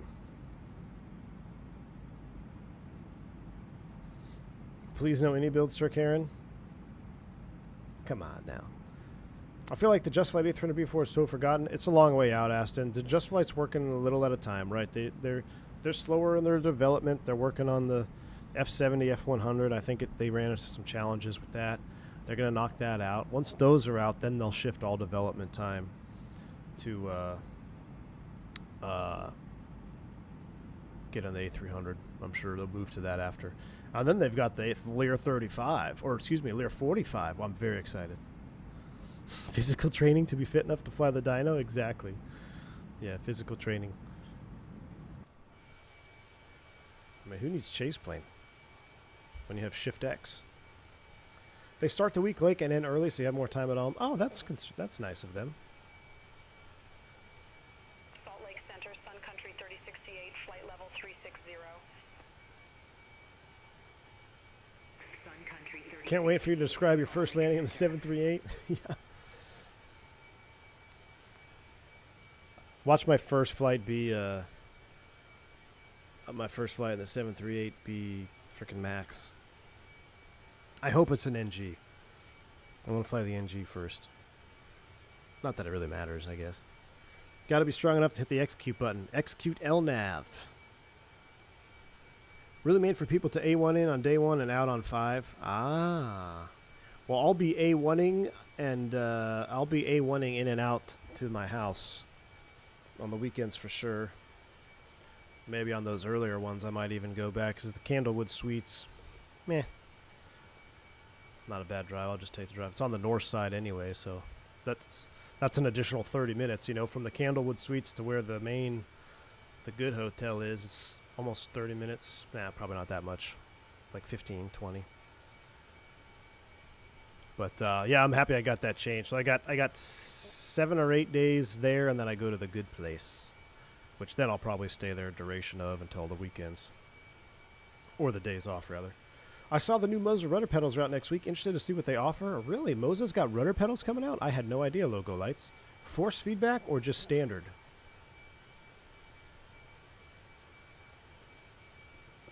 You're going to grease the first one, then after that, smashers for a while? Probably. That sounds about right, Vodka. It's going to go one of two ways. Exactly like you said, grease the first one, smash the rest. Or just smash them all until I learn when to flare. Those are really the only options. Do they start you off on smaller planes and work up? No. No, you fly what you're awarded. Ooh, man. Got some high overcast today. I wish there was like a slow pan. I need a slow pan for the drone view.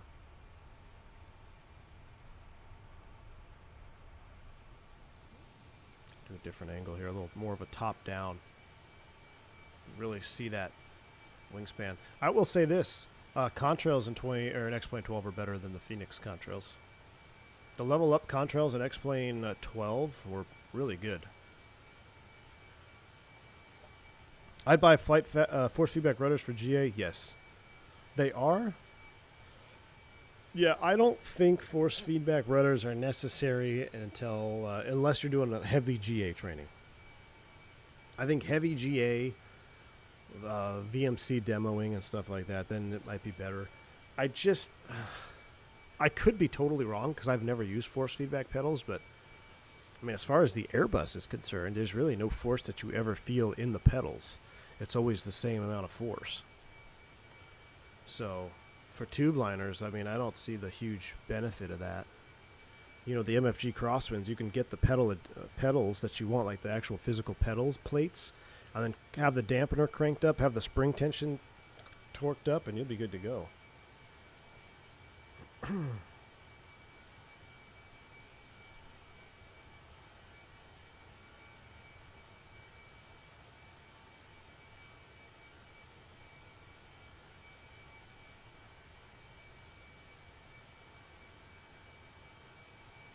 What is the consensus on chase planes so far? You guys enjoying it? Helicopters, Igloofu. So, Igloofu, yes. I've been flying. Here's my dirty pleasure. Is the engines too loud in this view? I feel like they're kind of loud, but it might just be my headset. My secret pleasure at home is the H60 for Microsoft 24 from Miltech and the Mission Hub. I made a mission yesterday in between football games and cooking briskets, and had a really good day yesterday. I made like a like a vehicle crash on the highway that I typically commute into work on all the time, where it's always super dangerous. Man, I had so much fun in that. I have a collective and cyclic setup as well, so it makes it a whole lot more fun. I'm thinking, here's my plan. I'm thinking of recording and making some. I'm getting the itch to do some video editing again. Video editing for me is real touch and go. Like sometimes I'm really I enjoy it, but it takes so much time. And then sometimes I'm like, I don't really want to do any editing today. So that's why I like doing live streams. But I think in the year 2026, one thing that I'm going to strive to do better on is I am going to strive to make more recorded videos, because I do enjoy editing. And I have my sim at home now with a 2K monitor and everything. Oh, speaking of monitors, 34-inch curves are way too big for flight sim. Don't get 31-inch max. I run 27-inch curves. I think they're perfect. 34 inches is way too wide. It looks weird. 31 would probably be the max for me. But have I tried the 744 since Sim Update 4? Not the 4. I've tried the 8i because I have the sound pack from FT Sim. Maviocious, is there a way to get the 744 with a sound pack in 2024? That I'd be interested in. Elena Zane, I love chase plane, no issues. Elena Zane, how do you love X-Plane 12? I know you are a recent purchaser. Do you hate me yet, or are you enjoying it? No issues. Everyone seems pretty no issues. I do like what I'm most intrigued about for chase plane, flyby and G-loaded camera. After I get out of training, after things settle down real world, I probably will pick it up unless there's any more glaring issues. Like I said, I'm not against it. I want to let it cook for a little bit before I commit. I'm really sensitive to running things in the background of my sim. I would rather have default camera views and have a 99.9% stability rate than run a camera program and have a 92% stability rate. So, to me, nothing is worse than sim stability issues. It's all my PTSD from FSX days. Firefly, you'd love some helo ops? Yeah, it'd be fun, man. I've got some hiccups in chase plane, but love it, especially for streaming. Yeah, virtual flight diaries, for sure, man. With the amount of graphic designers and video editors in the channel, we should start a company. Well, here's the thing. Like I said, I enjoy editing. It just takes time, you know? And because I don't do it all the time, I lose proficiency. And the best way to be, I think, well, not the best way, but a key element in being a good video editor is being very proficient with, keybind, shortcut commands, all those things, right? You got to be able to know all the shortcuts and the commands. And it's almost like learning another language. You got to speak the language of the editor. And once you become very fluent with that, you can speed up your editing time. But because I do it so infrequently, I forget simple things. Like, oh, how do I do that again? How do I do that again? But once I get in it, I enjoy it. I really do. Elena Zane says, literally flying it right now. I love it for bad weather flying. Microsoft is still my good weather sim. Perfect. You flying? What are you flying? Level up? I'm curious what you're flying in the in X-Plane 12. Milltown, good to see you, my man. V1 community, what's up? I hope you all had a great holiday and wishing everyone Happy New Year. Amen to that, brother. Thank you, Milltown. Same to you, man. Turk says they can't cook until Azobo releases camera API. Otherwise, it's the black of hole magics. I know, Turkarian. I know. Chase plane's okay. Don't use cinematic mode. Possible CTD. Interesting. Yeah, I'm right there with you, Kostos. As the sim needs to be as vanilla as possible. That's always been my main priority. Is I want to run, like, everything in this stream today is vanilla, except Beyond ATC. And I don't even remember if I have Payware Portland scenery installed or not. I really don't remember. If the weather is good in Portland, what we will do is we will wind the weather back to an early morning arrival when it's raining. Right now, we're live weather. Agreed. 744 sounds are atrocious. Yeah, so unless I get a sound pack for them, I don't really want to fly the 744. I really want to fly the 748. Okay, here. Oh, speaking of. So let me tell you, how far are we out? We got, oh my gosh, 244. All right, we got to get rid of this. Let me get rid of this thought, and then we'll go. So I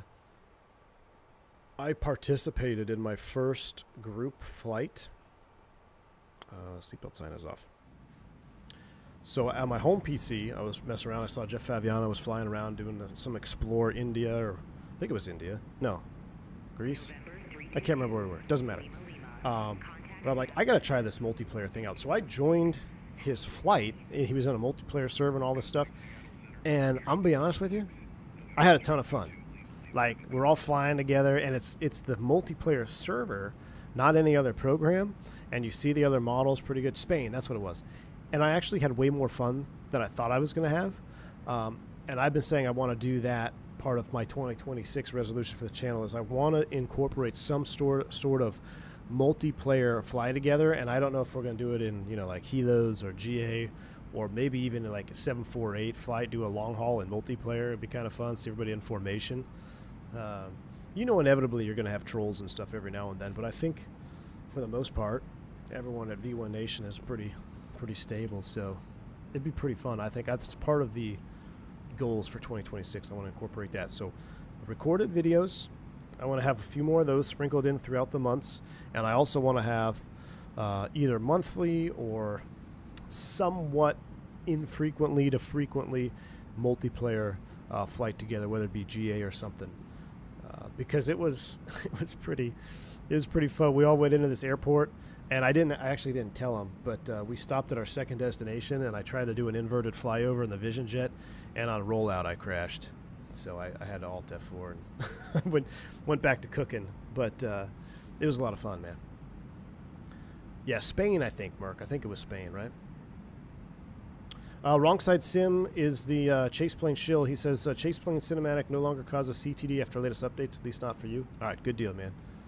Good deal. Did the chase plane check clear? Wrong side? It's the second. It should have cleared by today, right? Choking on my coffee. Dougal says, anyone have Fly Tampa Las Vegas for 24? No, because it's got glitches just like you mentioned, Dougal. That's why we haven't flown into Vegas hardly at all, which is a shame. If someone has fixes, that'd be great. AJ Funari, the first super chat of 2026, my man. Thank you, appreciate you. If there was only some sort of series you could continue, like Trek of America or something. Well, AJ, listen. Thank you for the $5 super chat. That's what I'm thinking of actually doing. I'm thinking of incorporating a Tour de Americas in multiplayer.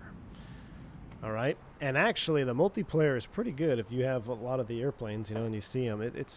It could be very fun, AJ. Thank you for the $5 super chat. But yes, Tour de Americas may be resurrected for that. We have a company message here. What happened? Were we late?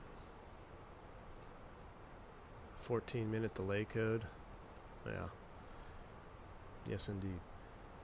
Portland still reporting 3 miles viz. Excellent, Mark. We'll keep it live time, live weather for now. We don't need no stinking charts. We're in an Airbus. Let's go ahead and step through our flight plan here. Look at this. If only I had an EFIS for this thing. At or above 24, all the way down. Beeves. Are we going straight in? What are we landing on? Okay, good. We're doing 10. So Sizzle bottoms out at 40. No, is that a 4? No, at or above 6,000. Yep, at or above 6,000 at Sizzle. Wonderful. What I'm actually going to do, since we know it gets high, you see these amber things in here? It means we got problems. So I'm going to go here to Sizzle. And we're going to look at the constraints. It says at or above 6,000. We're going to change that. We're going to make that a hard 6. All right. Insert that. That's now a hard 6. Let's take a look at some other constraints, possible issues here on the arrival into Portland. So JORAD is at or above. Lund is at or above 17. I got Yentl here as amber because we got a speed reduction of 280 and 270. Yentl is at 13,000. So let's go ahead and fix these here. Let's take Yentl instead of at or above 13. Let's make it a hard 13. All right, we'll execute that. And actually, we're going to take Lund and make you a hard 17 thou. All right. Oops, I did that wrong. Whoa. What happened here? Erase. Yentl's at 13. Lund, we're going to make you a hard 17 thou. Boom. Insert. How do I get to the descent page in the Airbus? Next phase. We're going to descend at 7.8, 310. I like 7.8 and 310 here because that's going to give me some room to speed up if need be. All right, progress page. 209 miles out. Now look at our TOD. It's probably shifted closer to us. Yep, it has.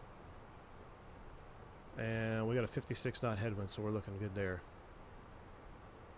Can I do a wind request? I don't even remember if this works in the Phoenix. There's another one out there that's half decent. Not sure. Maybe it's field air. Oh, yes, for Vegas?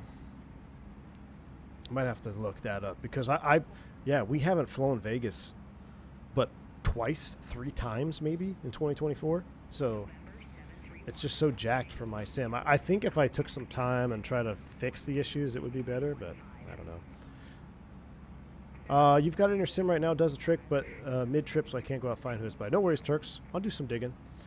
What's up, VLez? Says, I got an idea for the channel. I don't know if you heard about it, but there is this thing called podcast. And you will, every stream is a podcast, but I have an idea. We're waiting for the green dot about the crash into Syracuse. Wouldn't that be funny? We should troll ourselves and do a green dot video on the Syracuse accident. That would be pretty funny, man. Golly, that was such a terrible way to end that stream. Freaking X-Plane.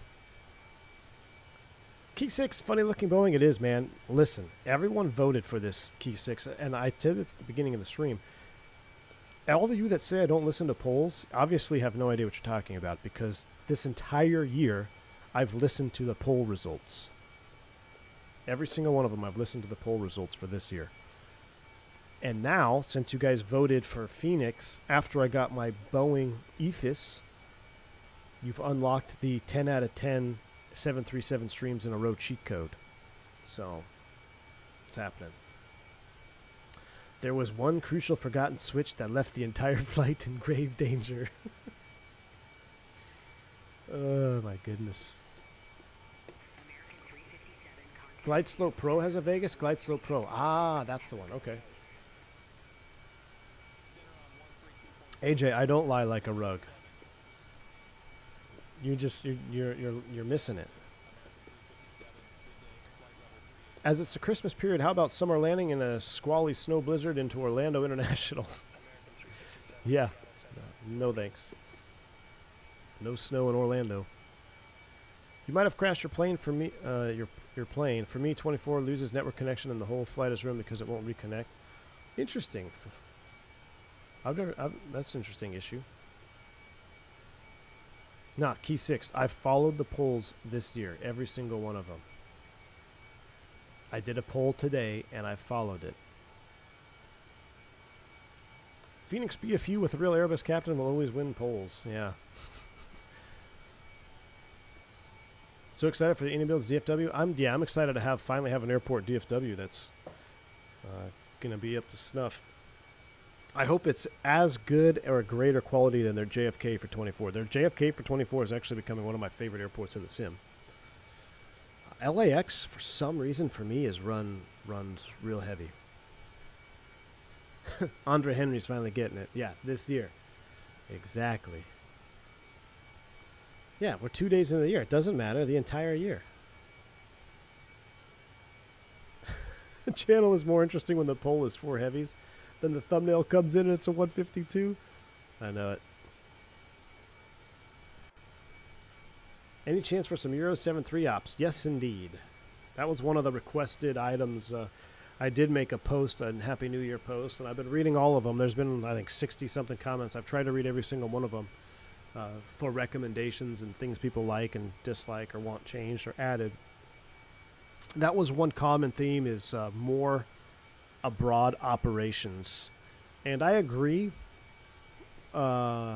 Normally, if my professional life wasn't really turned upside down on its head this fall, we would have been full steam ahead into a Euro tour and finished it. But just so many things happened that I kind of canceled it. But I might start sprinkling in some of that for sure. Flight Tampa fixed the Vegas elevation by placing the airport on an elevated plateau. If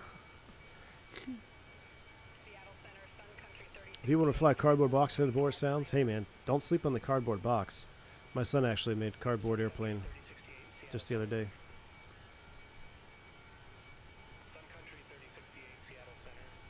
We should all riot about your VATSIM ban. Actually, Aviation Dude, it's interesting. I went back. I was trying to find the old email chain from VATSIM.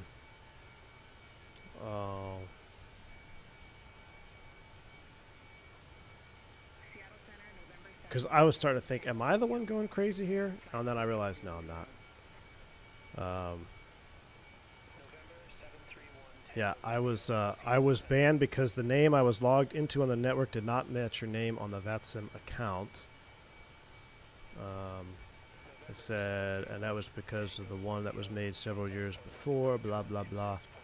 Yeah, no, I'm not crazy. And then they did reach out in June about, we can, if you send me your ID, we can get you back on. I'm like, I'm just not going to send you an ID, man. There's no way. There's no way I'm going to send you an ID. That's not a good thing. So, that ain't going to happen. Ain't going to happen. We have to somehow. I miss flying together. I know, Ali, Sammy. It was fun flying together. It was. That was the best part about VATSIM. I'll be honest with you. That was the best part. Is flying together. The official commuter housing of New York, Turks, dude. So the recent class drops have had a lot more East Coast, man. I'm counting my lucky stars, dude. I'm counting my lucky stars because I'm not there. There's been the last one. I think there was one today or yesterday that dropped. A lot more. New York, DC, Boston. Whew. Count me out, man. Firefly Pilot Edge is good, but it's not. It's hard because it's only in certain areas, you know. But that's a thought too. I never even thought about that.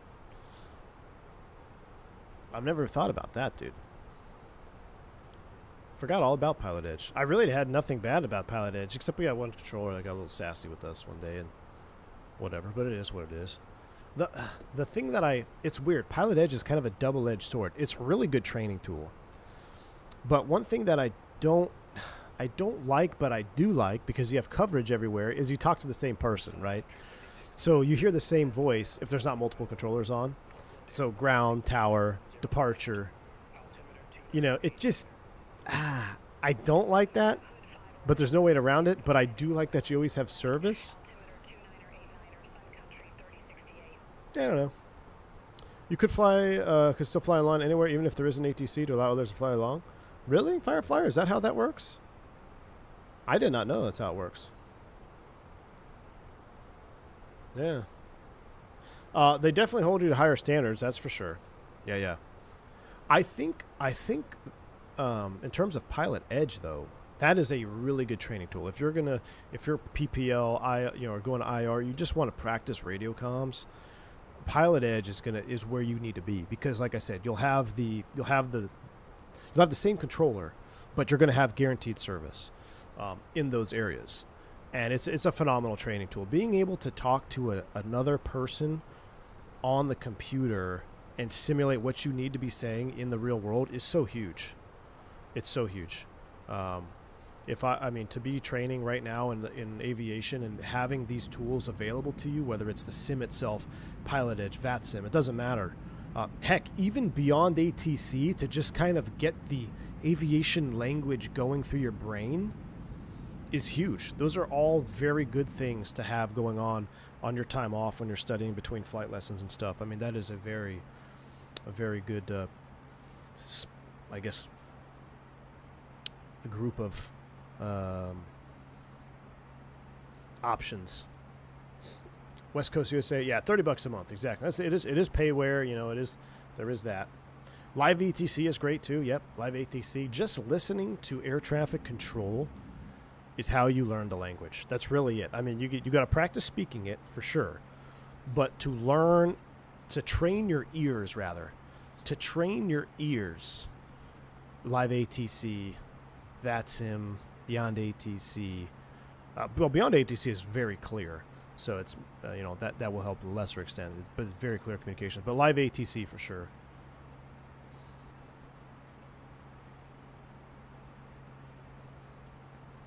Yeah, sometimes one controller does deliver ground tower. That is true, Bills Mafia. You're absolutely right, especially at smaller airports, Bills Mafia. Yeah, so it's not totally unrealistic. You're 100% correct. Like I said, it doesn't bother me to the fact that I don't want to use it. It's just, when you say, see ya, like going on to the next one, and then you tune in and it's the same guy or gal, you're like, I just talked to you. Or like, since I already requested something on the previous controller and it's obviously the same person, do they know? But they do a good job at pretending that they're not the same person. I got to hand it to them. I remember we got zero instruction on ATC other than craft. Exactly. Yeah. Write down craft and just go ahead and knock yourself out. Clearance, route, altitude. What's F? File? No. What? Transponder. What's F? What's F in craft? Clearance, route, altitude. Frequency. Departure freak. Yeah, departure freak.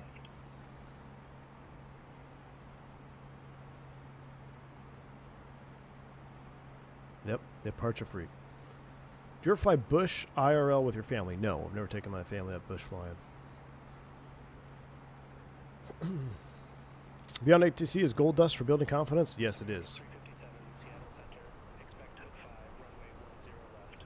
That's what we got. 10 left to set. LS push buttons are on.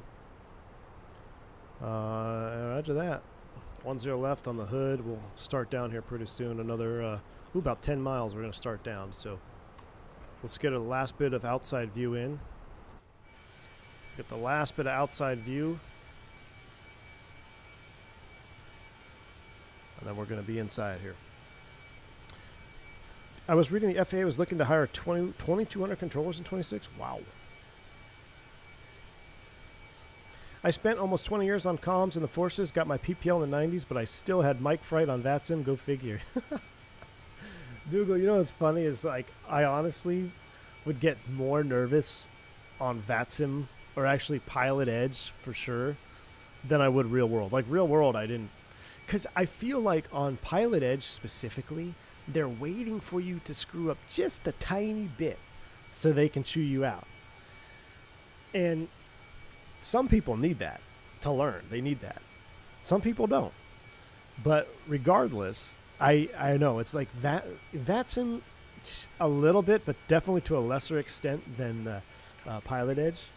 But yeah, it's almost like they are waiting for you to screw something up. They want you to screw something up so they can rip you. Real world comm, nothing like that at all. It's very chill. You know, controllers are 100% there to help you all the time. Well, I wouldn't say 100%, but 99% of the time they're there to help you. So there's only one controller that has given me lip in a very long time, and that was Miami ground. And that happened a couple months ago. So, guy made me so mad. And he wouldn't even talk to me. It was just what he said about the FO, and I'm just like, come on, dude, what are you doing?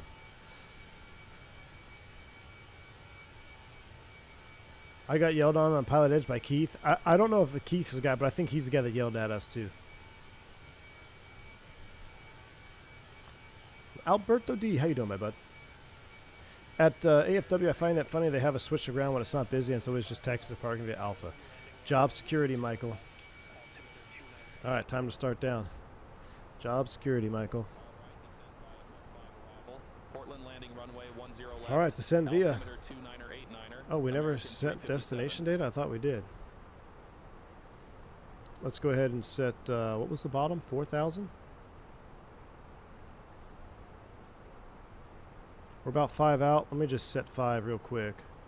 We'll come back to you here at enter destination data. We'll come back to you. What was the bottom? 6,000. 6,000 is set. Let's get our destination data. Let's go ahead. We're starting down. Sounds are coming back up. What am I looking for? Charts. Portlandia. Arrival, hood, starred charts. Look at them, all pre-starred. I love it, man. Absolutely love it. 10 left, a localize. 111.3, 103. What do we have to put in? 293. Gosh, the bus is so easy, man. I love it. 293. And then we'll get the weather. Arrival, refresh. What are they showing? 3 miles scattered, the rain has stopped. I guess we'll leave it on live time, live weather. 110 at 5, 2989.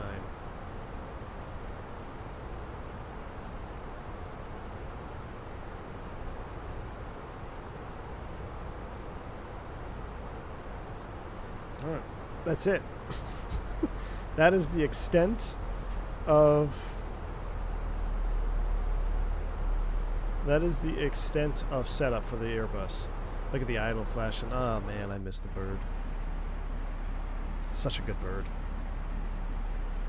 I did take the wrong transition. Oh no, Vodka, that's not the one I was referring to when I got yelled at. 100% my fault. Did take the wrong transition, but that was Tolis. That was Tolis' fault, but it was my fault for not verifying. I was just doing stuff to, you know, not... that I shouldn't be doing it, but I anticipated that Tolis was going to do what the real airplane does and reload the new star point. But no, I got chewed out for asking for an approach clearance. So we were on the controller gave us a visual and I couldn't see the airport because there was a cloud. Now, you cannot accept a visual clearance if you don't see the airport. But real world, what has happened and what you can do is if the controller's trying to give you a visual and you're like, hey, I just can't quite see it yet, if you give us an approach clearance, we could take that instead. And they're like, no problem, clear, fly this heading, join the localizer for 10 left. That's how it goes in real life. It's not common, but it does happen infrequently enough to where, like, I'm aware of it happening, and I've done it multiple times. So that's what I requested, and then he lost his cojones. He's like, can you get an approach clearance? Well, you're on the visual. I'm like, you gave me a visual. I can't see the runway. I can no longer accept the visual. I was just trying to do a real-world technique that he probably wasn't aware of, and then that was it. But yeah, no, the other one, I've had my fair share of issues on networks. The other one, definitely our fault. Took the wrong star. Well, took the wrong transition after changing the star. I got yelled at last time on Pilot Edge for not telling them when they sent me through the localizer. The frequency was too busy to get a word in, and somehow it was my fault. Yep, Elena Zane, exactly. That's what I see. They're always looking. They're always looking for that little piece of air. I've never been yelled at by a real controller, but I've had disagreements with VATSIM controllers. Yeah. Well, to be honest, VATSIM, I don't know if I had issues with VATSIM controllers ever. They're always pretty nice to me, except the ones that want to ban me, apparently. South America VATSIM controllers are the best. My first solo ELT went off when I rotated. Couldn't hear ATC, so they hit me with a light gun. Once I got on the ground, the controller came out, personally yelled at me. Jeez. I agree with Dougal. This is the first stream of the new year. Can we smash that like button? Let's max it out. Do not fly the 320 IRL anymore. No, I'm on to the 7.3, my man. On to the 7.3. Look at that. We're on the VNAV descent. It's doing exactly what it's supposed to be doing. We're bang on. 357 Seattle Center.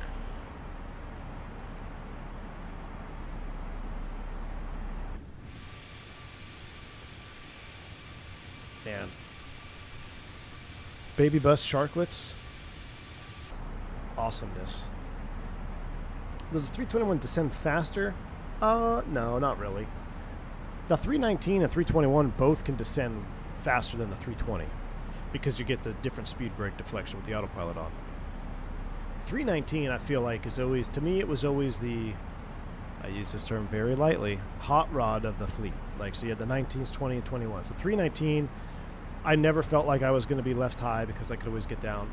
I never had issues climbing up to 390, even when fully loaded. Like, it just, it did what you wanted it to do, and it was very good at it. It's a tank. Built like a tank, sturdy. Everything was a little bit more visceral in the 319. The engines were louder because you're sitting closer to them. The ride was rougher. But I really enjoyed the 319.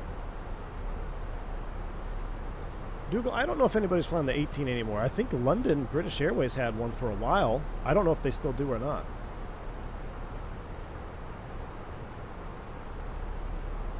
Oscar Ace, I don't know yet. We'll see. There's currently a vacancy bid pending, which has not been posted yet, which is crazy. Driving me nuts. I argued with VATSIM Boston Ground before because I wanted to cross, because I waited to cross the active runway, and you didn't get banned. BA got rid of it, Dougal? Ah, that's a bummer.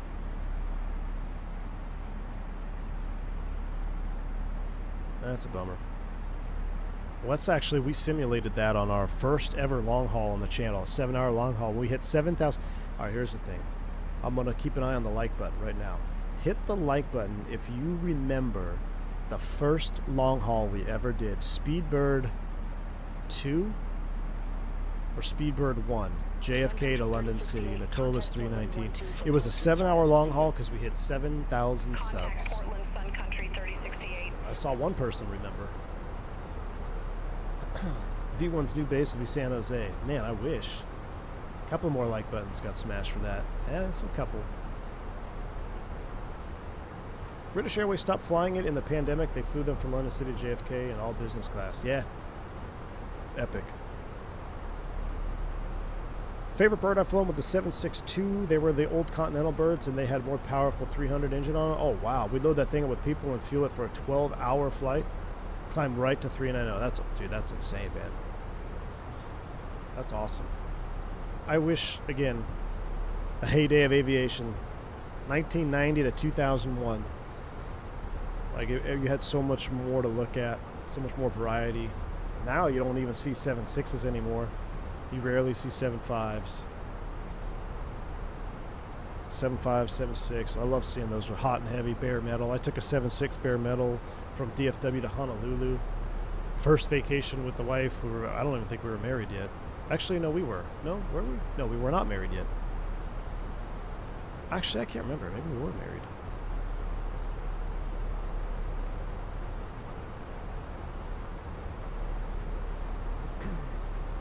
I'm looking for the speed brake lever, and I went to grab the Boeing speed brake lever. That's a bad sign. Look at that. Look at the speed brakes coming up slow.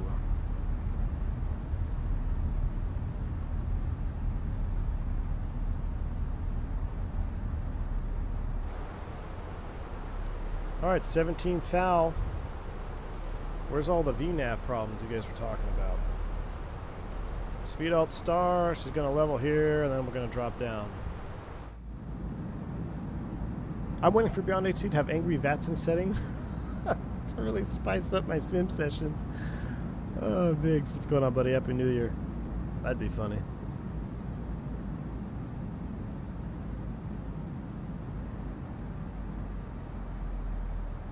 And we go. Gray Austin, what's up, man? Upgraded from Xbox to PC today? Ooh. Welcome to the right side of flight simulation, man.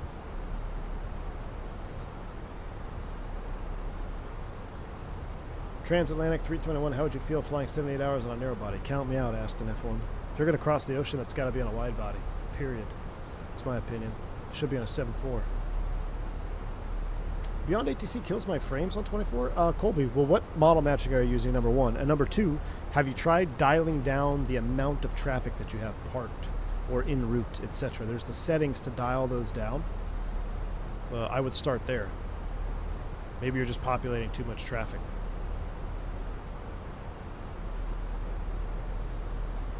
V1 making history with the first VATSIM pilot deviation.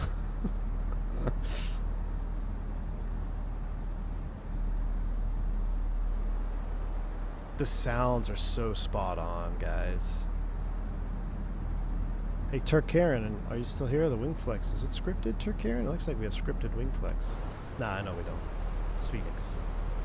But the new 7.3, the new PMDG wing flex is awesome.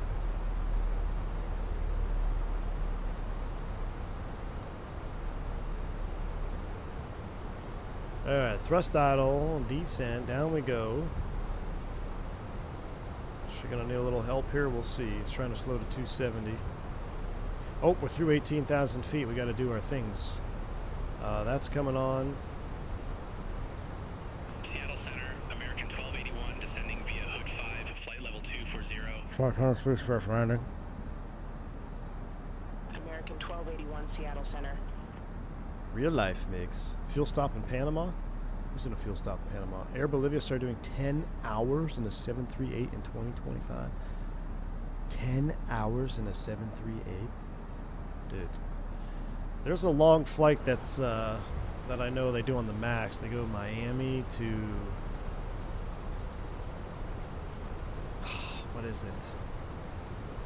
It's not Bogota. It's past Bogota. Is it Cali? No. It's down there. It's like over 4... I want to say it's close to 5 hours. And then they do it as a turn. So it's a 10-hour turn. And it's augmented.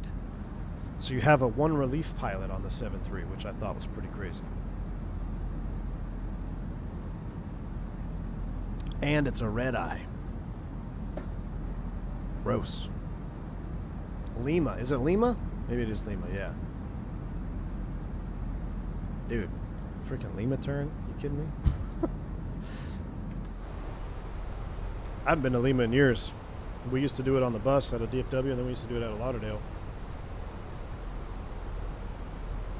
I have it all set at 5. I tried 4 and 3, but didn't notice a difference. Colby, I'm not sure, man. Are you sure it's beyond ATC?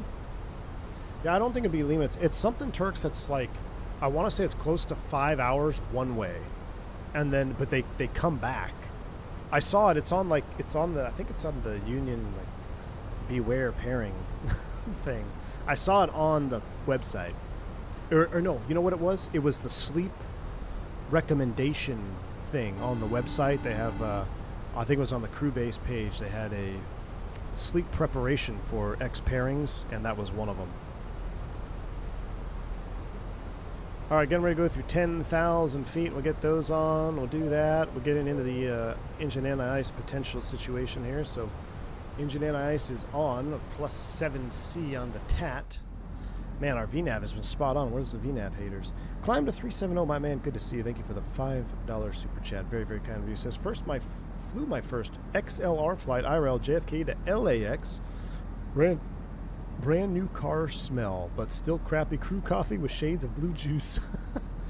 Happy New Year 2026. Climb to 370. Thank you so much, man, for the $5 super chat. I really appreciate that.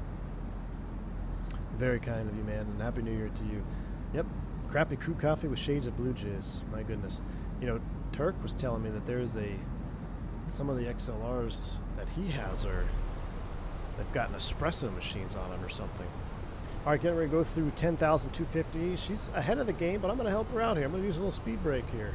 A little engine anti-ice on. Let's get some speed brake up. Stay on profile. Stay ahead of it. Air Canada Rouge does 10-hour turn. Daytime, though. Ooh, gross. Toronto to Caraco and good flight. 10-hour turn. Wow. Daytime, though, much better. Could do that. Oh, might get a little turbulence here as we go through this cloud. Look at the differential spoiler deployment. Love that. Oh my goodness, my eyes after flying X-Plane 12. Delta 1914, contact Seattle. I think Elena Zane is right. We have a nighttime sim and a daytime sim. I think daytime sim is always going to be Microsoft. Nighttime sim may sometimes be X-Plane 12. Curacao. You uneducated American. Can I use GSX on the Airbus 319? Yes. You sure can. When you have the challenging approach for a real flight, do you ever use Microsoft to shoot that approach? Yeah, Space Ghost Seeker, I have. So especially after I upgraded to Captain on the Airbus eons ago, any airport that I had not been to, which there wasn't many, but there was a few, I would fire it up in the sim to take a look at it. Any ones with challenging approaches, definitely fired it up in the sim, just take a look at it. You know, a lot of the South America stuff, I've never been to. Lima was one of them. But Lima I alt F4'd and then I just loaded in. So I tried to do Dallas Lima in 2020, no. Shoot, I think it was X-Plane 11 actually, in the Flight Factor. And then I realized it was way too long of a flight, so then I alt F4'd and loaded up in Lima to look around. And then, but yeah, any other airports like that, take a look in the sim.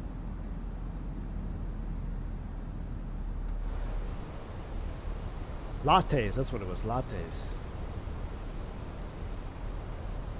Yes, you can run GSX on the 319. Yes, you can, Mike. So, I'm descending on the arrival. What's the problem with the VNAV? We're bang on. American 357, contact Portland 12 for .35. Call him, Jeff. I'm going to look outside. Contact Portland, American 357. Wow. Screenshot. I got to make these screenshots for the next thumbnail. 8,900 feet, we have whiskey. Oh, Guayaquil. Yeah. Yeah, Guayaquil. That's the one. As augmented crew. Red Eye turn, 9 hours flight time. Count me out, dude. But I won't have a choice. But yeah. Guayaquil turn, Red Eye, augmented. Climb to 370. I use Beyond ATC, my man. Beyond ATC. My GSX is broken with Phoenix birds. Not sure if anyone else is experiencing it. Ooh, Andre, I don't know. I have not used GSX in such a long time. I'm not the person to ask, but maybe someone in chat has an idea. Sun Country 3068, contact Portland Tower 123.77. X-Plane at night is unmatched. Michael J. X-Plane at night in the airport environment is unmatched. I still think with Sim Update 4, cities look better in Microsoft 2024 because you get the lighting on the clouds and everything. You get light pollution in 2024. You missing that in X-Plane 12. It's still very good, but then the other thing is the popping of lights in X-Plane 12. You still can see like half the city loads in, then it doesn't load in. Where in 2024 Sim Update 4, it almost seems like the lights go on forever. Coast-Ask, you can simulate problems and things breaking, but as far as of a wear down of components, I don't think Fenix has that, to be honest with you. I don't think it does. Not yet anyway. It'd be really cool if they did.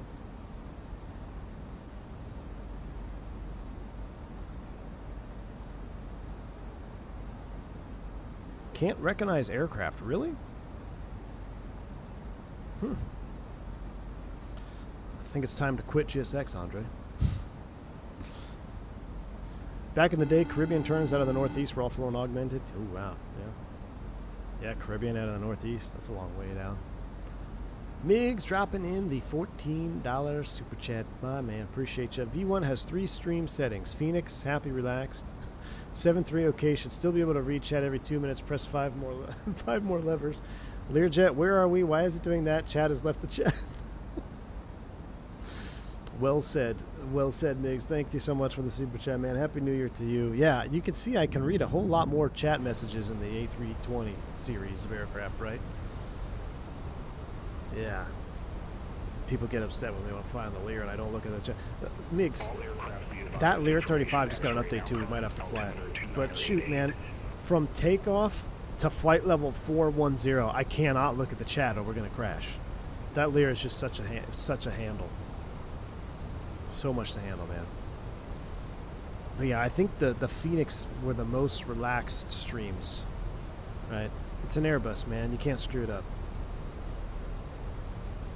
I feel like I'm getting better on the 7.3 mix, although we just stall crashed one into Syracuse. I watched back that tape. Oh my gosh, dude, we're sitting there configured on the glide slope 83% N1. The engines are screaming. Oh, we're all set up. We're good to go here. My goodness. My goodness. 2.9 or 9 or 8 on the Barrow. Magic Barrel ref updated. 2.9 or 8.8 is set. Outer tank fuel transferred.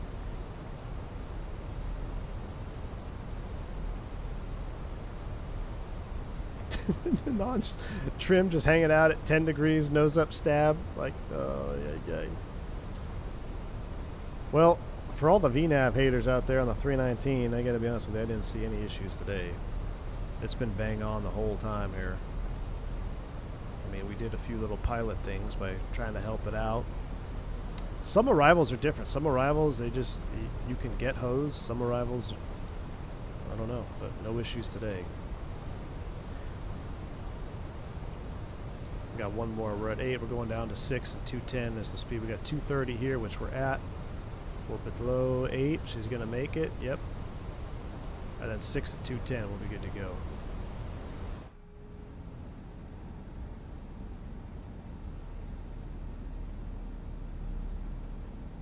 American Tree 57. Oh yeah, it's with Foster. What? Direct sizzle? Runway 10 left. Where's sizzle at? Is that on the approach? Cleared direct sizzle, cross sizzle at or above 6,000. Cleared RNAV Zulu runway 10 left. American 357. Oh, he wants me on the RNAV. Nah, we're not doing that. Let's switch to tower. We're doing the ILS. We're gonna vector ourselves. That's the other thing I like about Beyond ATC. You don't have to follow it. You don't always have to. Portland, American 1281, 15,000 with the numbers. Oh look, more drag. What do you think we should do? American 1281, Portland. Use the speed brakes. Altimeter 2988. Expect the RNAV Zulu runway 10. All right, cams are up. Let me get flight recorder ready. Expect the RNAV Zulu runway 10 left via sizzle. American 1281. One of these days, I'm gonna make flight recorder a desktop shortcut, so I don't have to go blank on the screen for a minute. All right, flight recorder is ready. That stream was gold and everyone was arguing in chat. I still have. BKG, it was, yeah, man, that stream. Which, it's such a bummer that it ended that way, because I feel like it was a really good stream. We had, the vibes were good. We were enjoying the level up. Wow, look at this. We already went, we flew through the decel point. Let's just select 210.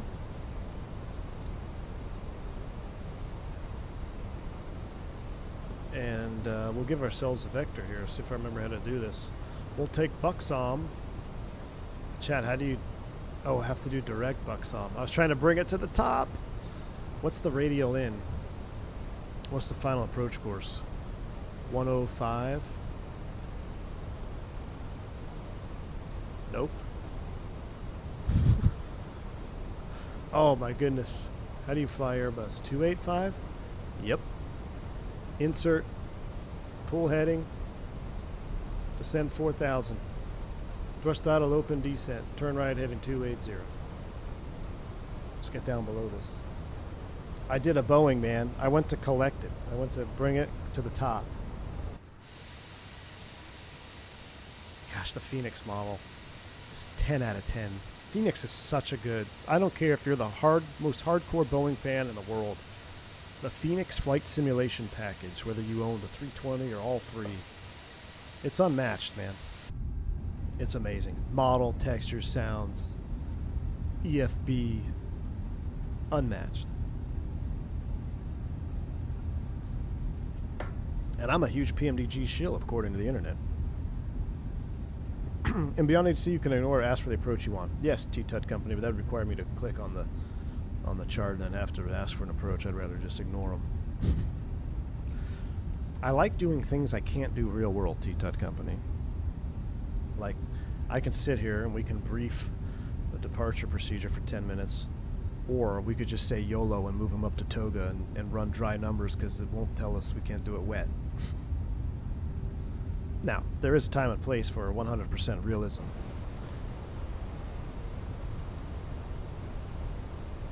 But not all the time. On the plus side, the engine explosions were fantastic. The engines were fantastic. Yeah. It was crazy, the crash animation. What do we think about between layers? I was saying that X-Plane 12 had better between layers, but this is pretty good. Look at the light coming through here. Man, beyond layers, the Microsoft is stepping up too. Microsoft never used to give you a beyond layer type of vibe. It was either you were in clouds or not. This is pretty good. This is pretty good here.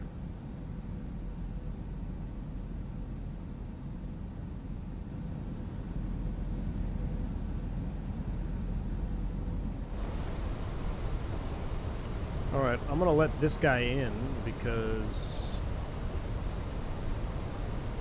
avoid traffic configs. We're down to 3,000. I'm going to slow to 180. It's plus 13 on the temps. Don't need those. As soon as he passes a beam us, we will turn in. Flaps 1.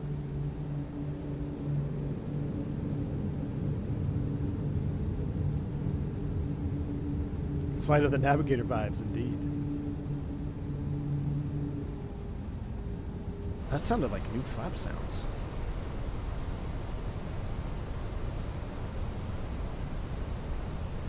Alright, fly heading 270.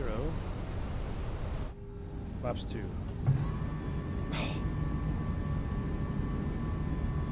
Thanks to you, I took my AB9 to crazy realism out of the box. Captain Ronte, that's awesome, man. Glad to hear it, dude. Enjoy it.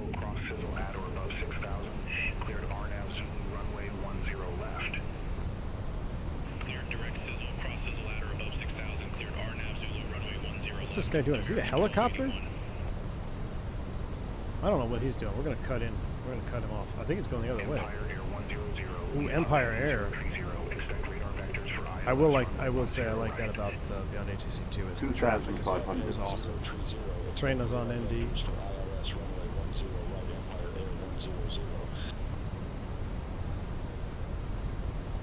Empire Air 100, turn right heading 010, vectors for the approach.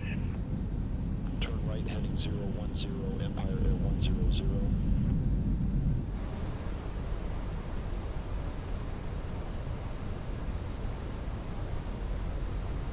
Call it 150, tail established, cleared ILS 10 left approach.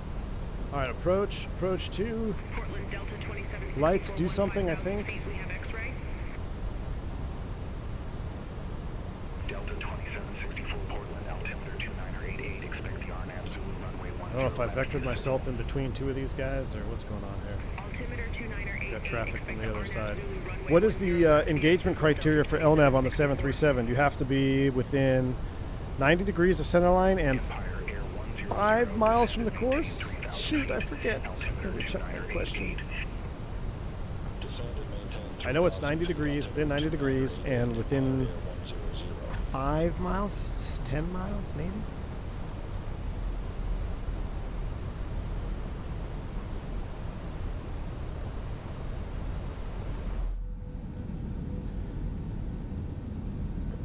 Zippy, have rescue 1 in the air? I know it. Yeah, it's 208 FedEx feeder. I know, Mark. Yeah, I love hearing the diverse call signs in Beyond ATC. Portland, United 740, 15,000 with information X-ray. I mean, that sounds legit. Beyond ATC has gone, I mean, just from the amount of time that we've been using it, the audio is really is improved. Don't you need to hit the lope first? No. No, you do not.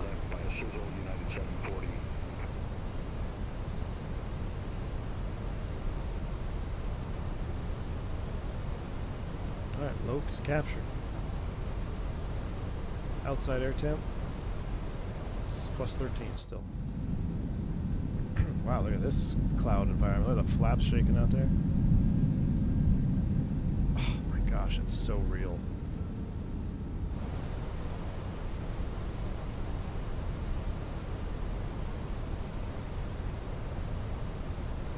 .12-knot crosswind.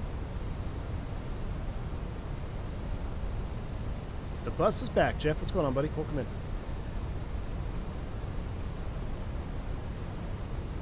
American 357 established on final approach.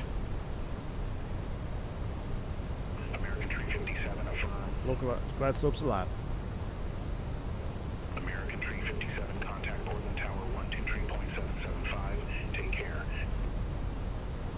Over to Tower 123.775, American 357. I mean, it sounds like Fabiano is sitting next to me. I love it. Portland Tower, American 357, RNAV Zulu, runway 10 left. American 357, Portland Tower, continue. Ooh, a continue. American 357. Ooh, a Wilco. See? That's so awesome. All right, glide slope start, going altitude set 40, Traffic, I'll call you back. 200 feet below. Southwest 4500. It's real life, Fabiano. Are the cabin lights still on full bright? My 2026 campaign is gonna be have all devs remove cabin lights from being bright by default. All cabin lights, I don't care if you simulated the flight attendant panel or not. All cabin lights should be off by default. That's my 2026 campaign slogan. If you want to play flight attendant and mess with the fat panel, that's awesome. More power to you. I encourage the simulation. But by default, they should be off.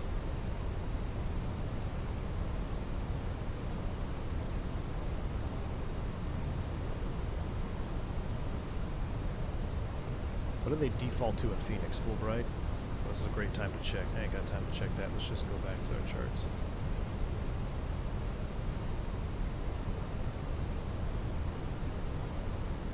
Alright, 2,000 feet, managed speed, gear down. Speed brake arm.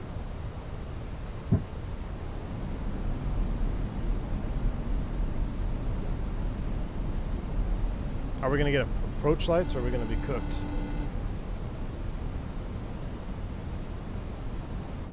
Flap Street. Speed checks Flap Street. Thanks, AJ, for the super chat. If it was Fabiano, you'd fly the Shorts 360 by now. Never, AJ, never. Thanks for the super chat, man. Well, this is going to be tight on getting stable. Flaps full landing checklist. Who's called me back? Please don't be text Marine. It's not. Okay,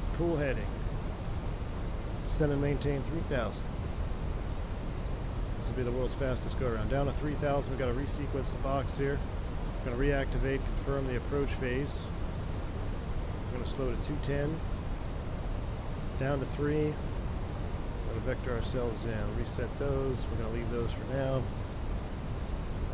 He doesn't want to let the bus go. Nope. I mean, that was a pretty fun approach. We're going to do it one more time.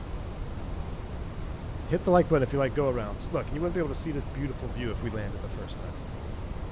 Look how beautiful this view is here.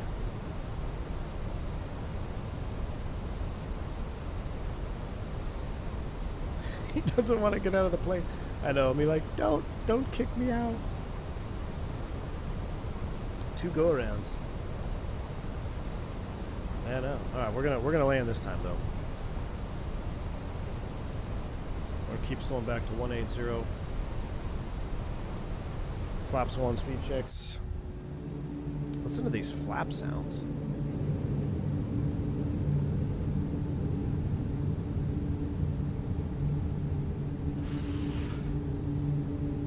I got a hot take for 2026. It didn't take long, right? 2 days. My hot take for 2026. Airbus leading edge slats greater than Boeing. Boeing trailing edge flaps greater than Airbus. Notice I said slats, not Kruger flap. I still think the Kruger flap on the 7.3 is cooler. But as far as think pylon to wingtip, Airbus is better than Boeing in terms of coolness. Flaps 2.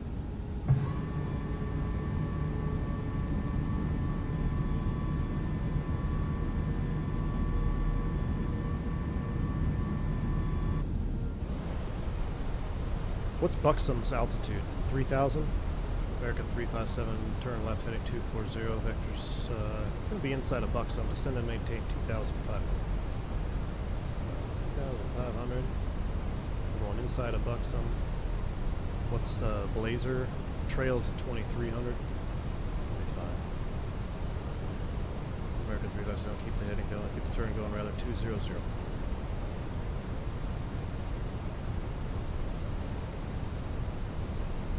Like slats, I had them on the Cicada. They were fixed though. Yeah, well, you can't call those slats. They're fixed. 2,500.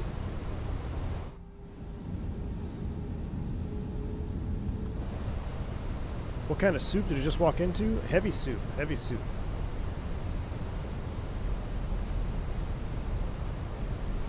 American 357. Maintain 2,300 till established. Turn left heading 150. Cleared ILS 10 left approach. Boom, boom, boom, boom. Down we go. Try number 2.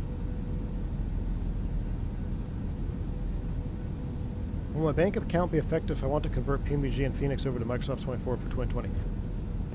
The Fenix, no. The PMDG, yes. $30 upgrade fee for 2024 if you owned that model in 2020.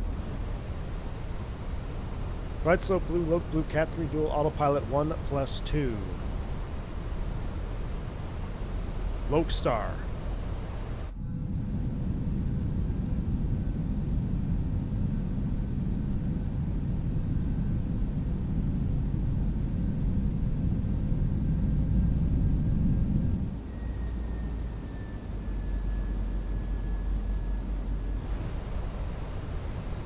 I actually can't believe we flew CFMs today for our first time back in the Phoenix in a long time. I do love the 319 Shark though. I do use Auto FPS sometimes, Captain Ron. I'm not using it today. Sim Update 4, I really don't use Auto FPS anymore unless we're going to be going to like LAX or really just LAX, to be honest with you. I don't even use it in New York anymore with INI JFK. It seems to be fine. Anywhere like California, highly populated, LA, San Diego, maybe even SFO, I think I run it. But I have not run it at all this whole flight. I think I'm either locked at 250. I think I'm at 250 for LOD right now.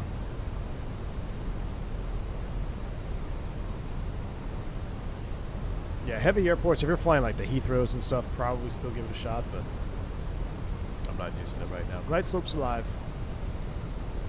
Should I call Tower? Call him, Jeff.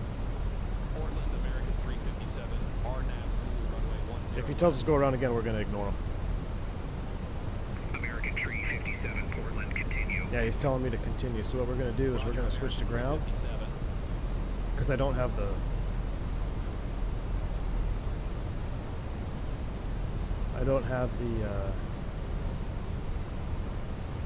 map removal tool. American 357, runway 10 left. Clear to land. Caution, there may be fictitious traffic on the runway. Alright, clear to land.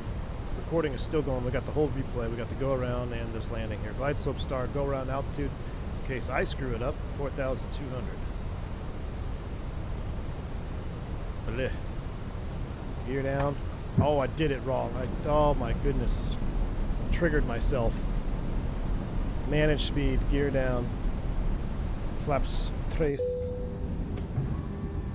That was one thing that always drove me nuts when FOs would put the gear down first and then hit manage speed.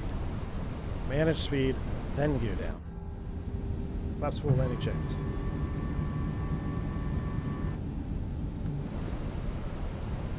Alright, we're slowing up. Nope. Spoilers are. Then checks chem crew advise auto thrust speed, auto brakes are off, ECAM memo landing on green, landing checks complete. Man, I still remember that. I don't even know what the checklist is on the bus for my new operator. But I was more impressed that the runway lights were on. Why were the runway lights on in the daytime in 2024? Since when did that start happening? Here we go again, dipping below the layer. I'm going to give myself a few knots here. Let's call it one. Let's give us the 319.3. Let's go 130 on the VAP there, huh? Give ourselves a little extra flare juice. He was one of those captains. Turks, come on, dude. 1,000. You're telling me you go gear down, then manage speed? You spool it. Let the engine spool up. There's no need for it. If you want a lecture, we'll talk about gear down, manage speed here on the next stream. I would never say anything. Listen, let me be clear. I would never say anything. I would just suffer in silence by myself. Autopilot's coming off.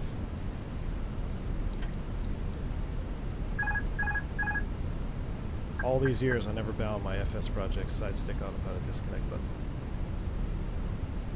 Aviator, thanks for the membership milestone, man. I can't read it right now. I'm going to try to crash this thing here. Happy New Year, everyone. Thanks for the stream. Bring your type. Hard to do. Hey, man. Thank you so much, Aviator. Appreciate you. Happy New Year right back at you, man. 500.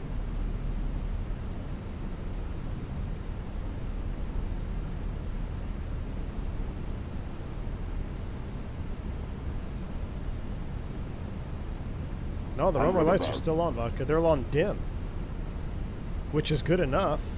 I want to change the visibility custom to low. Minimum.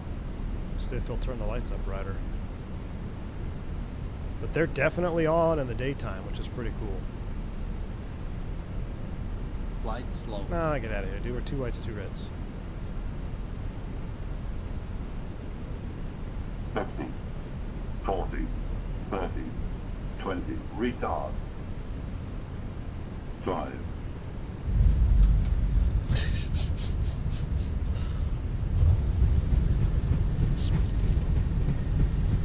Spoilers? Reverse screen. Manual brakes.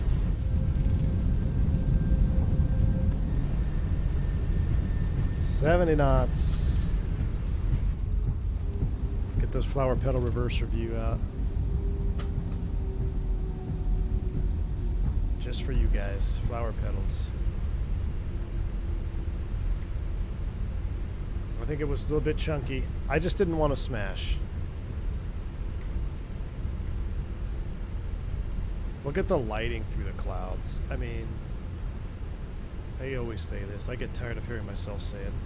We're just so fortunate to be simming right now in this day and age. All right, let's clean it up.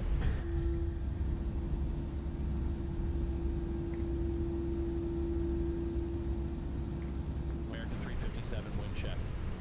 I think I went past the taxiway I needed to be on. 0905 at 7. Yep. Yes, we did.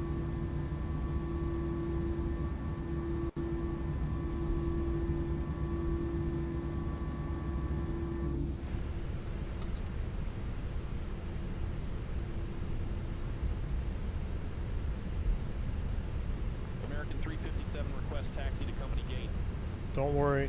Don't worry. Look outside. Where are our spoilers stuck up? Gate Echo Tree Taxi via Whiskey Alpha. Where are our spoilers up? Gate Echo 3 via Whiskey Alpha, American 357. Don't mind me here. We're just coming around. Spoilers disarmed. There we go. Interesting. Spirit Wings for 27, Portland ground, pushback and engine start approved. Face northwest. Exact thing happened to you yesterday, Fortnite? Interesting. I don't know. I never had that before. Spirit Wings 427. Never had that before.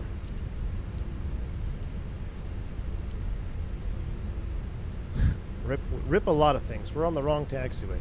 He's on the taxiway. Remember to order a new windsock. Yeah, X-Plane default airports blow this out of the water. Yeah, 100%, dude. Matter of fact, is this a payware? No, it's a default. I have it. I just don't. I guess I don't have it installed because I know I have a. What was it? Flightbeam Portland. Rip random taxiway shit. This is where you park the Lear. Yeah, Lear streamed this afternoon. And then if I'm not gonna fish this evening, am I gonna fish or not? I don't know. Call the wife, see what she's doing. Because if I fish tomorrow, then do I need to fish this evening? I can do a second stream in a 7.3 so I can use my EFIS.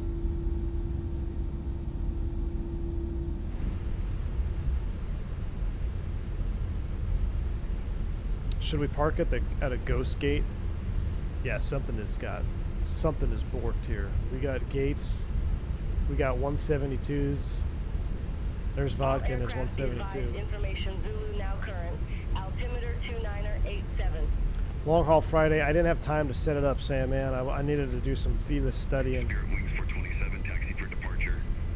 You know, unless we did a long haul on like the default 7.4. Spirit Wings for 27, runway 10 left taxi via Tango. I gotta get Kilo Echo. my other.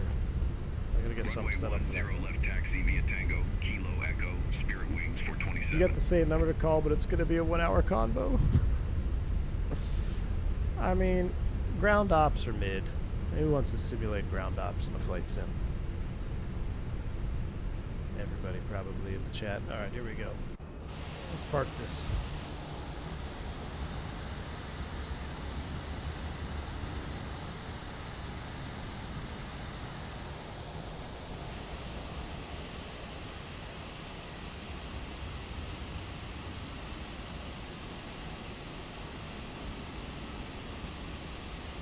Oh, I erped it too early. Erp. Brakes are set. We got 2 replays to watch. Let's go right to replay mode. A340. Ooh, that's a good one. All right, Beyond ATC is dead to me. Full screen cam's coming back. Alpha Tango 98, 340. Oh, we could fly A340 on multiplayer. I want to fly that Northwest livery A340, man. The Northwest A340 livery looks so awesome. Or I really want to do the Tahiti one, too. All right, replay's coming up. Let's go forward to the go-around procedure. This will be the go-around. Oh, what is the landing rate? Shoot. Oh, it's a 180. Okay, I'll take that. We got a 180 feet per minute. 180 feet per minute, according to Volantas. Check that out on the vertical here. Yep. 180. Pretty good self-vectoring, if I might add. All right.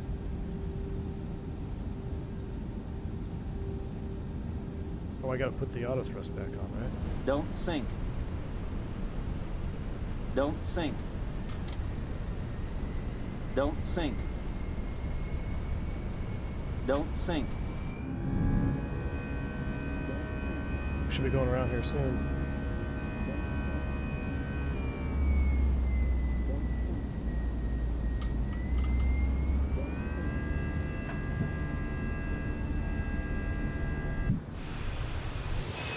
I mean, CFMs are cool and all, but I use way more cinematic on Toga go-arounds.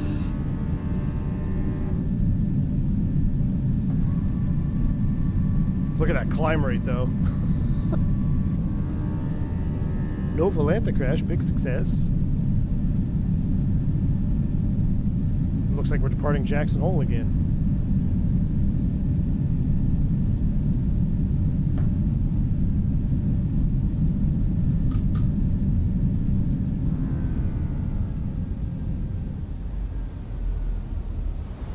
Alright, not bad, not bad. Through the clouds. Attempt number 2. Speed.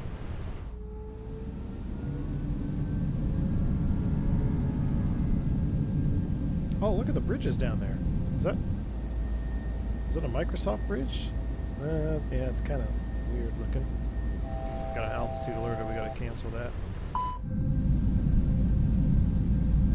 Man, Portland is slept on. I need to get my flight beam Portland scenery because flying up here is really neat. I mean, you got the bridges, the rivers, terrain, pretty good weather all the time to fly into, cinematic weather. I feel like we don't come to Portland enough.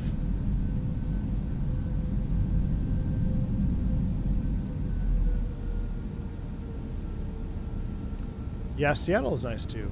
It's just far from everything, man. I guess Portland kind of is too. But like Portland to SFO, Portland to LA, you can do. Seattle's what, an extra 10, 15 minutes? I guess it's not that far.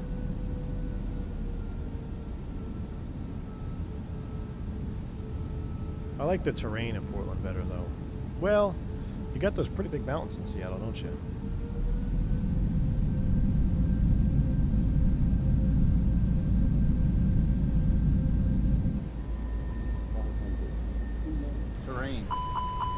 Oh shoot, the gear's not down. Put my gear handle up.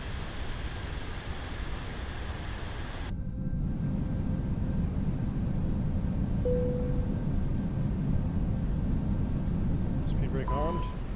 Yep. Let's watch this side so we don't see the default airports. Mount Lanier.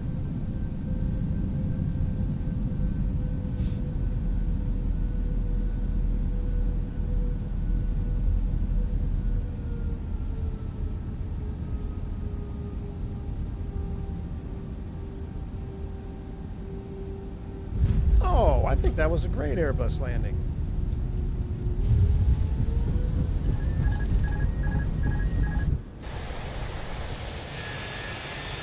Let's see.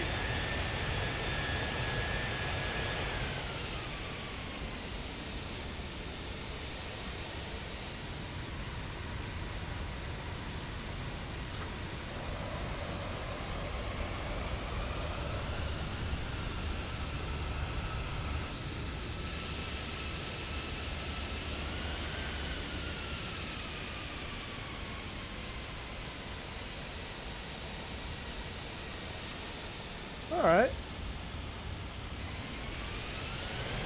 Fair. Firm but fair. Firm but fair. All right, let's do Faviano replay mode. Let's wind it back. Firm but fair. Let's do flyby. So we're going to go Shift X. We're going to reset. We're going to make our own chase plane replay system right here. Just like that. Boom.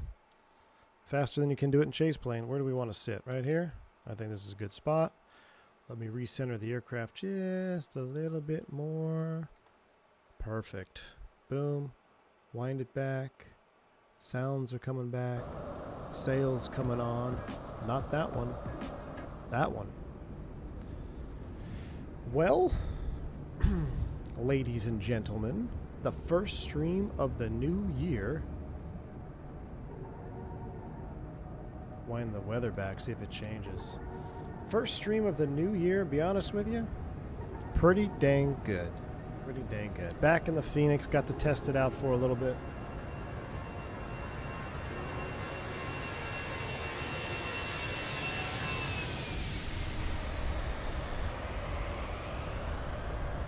Not bad. Oh, it just went back to... What's going on here? I want like a blue hour rain.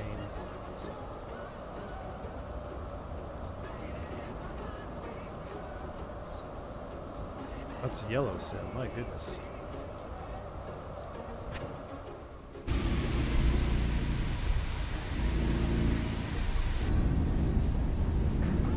Well, like I said, I think it was pretty dang good. Get to visit the Airbus again. The Fenix, in my opinion, is just still incredibly awesome as a module. We'll fly it more this year. I know I joke that we're not going to fly Airbus, but at least in the recent future, the near future, we're going to be probably sticking pretty Boeing heavy as I get through my initial type. So I had a fun stream. Thank you all for tuning in. Had a good turnout here today. Thank you for hitting the like button. Thank you for the membership milestone chats. Thank you for the super chats, the bank angle checks. You all have been awesome. I look forward to seeing you again on the next one. Like I said, it could be later this afternoon, could be this weekend, could be next week. Until then, have a wonderful weekend. Happy New Year to everybody.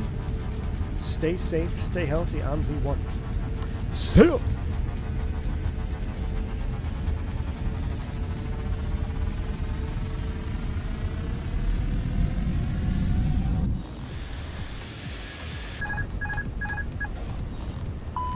Don't sink. Don't sink. Don't sink. Don't sink. Don't sink. Don't sink. Don't sink. Don't sink. Don't sink. Don't sink. Don't sink. Don't sink. Don't sink.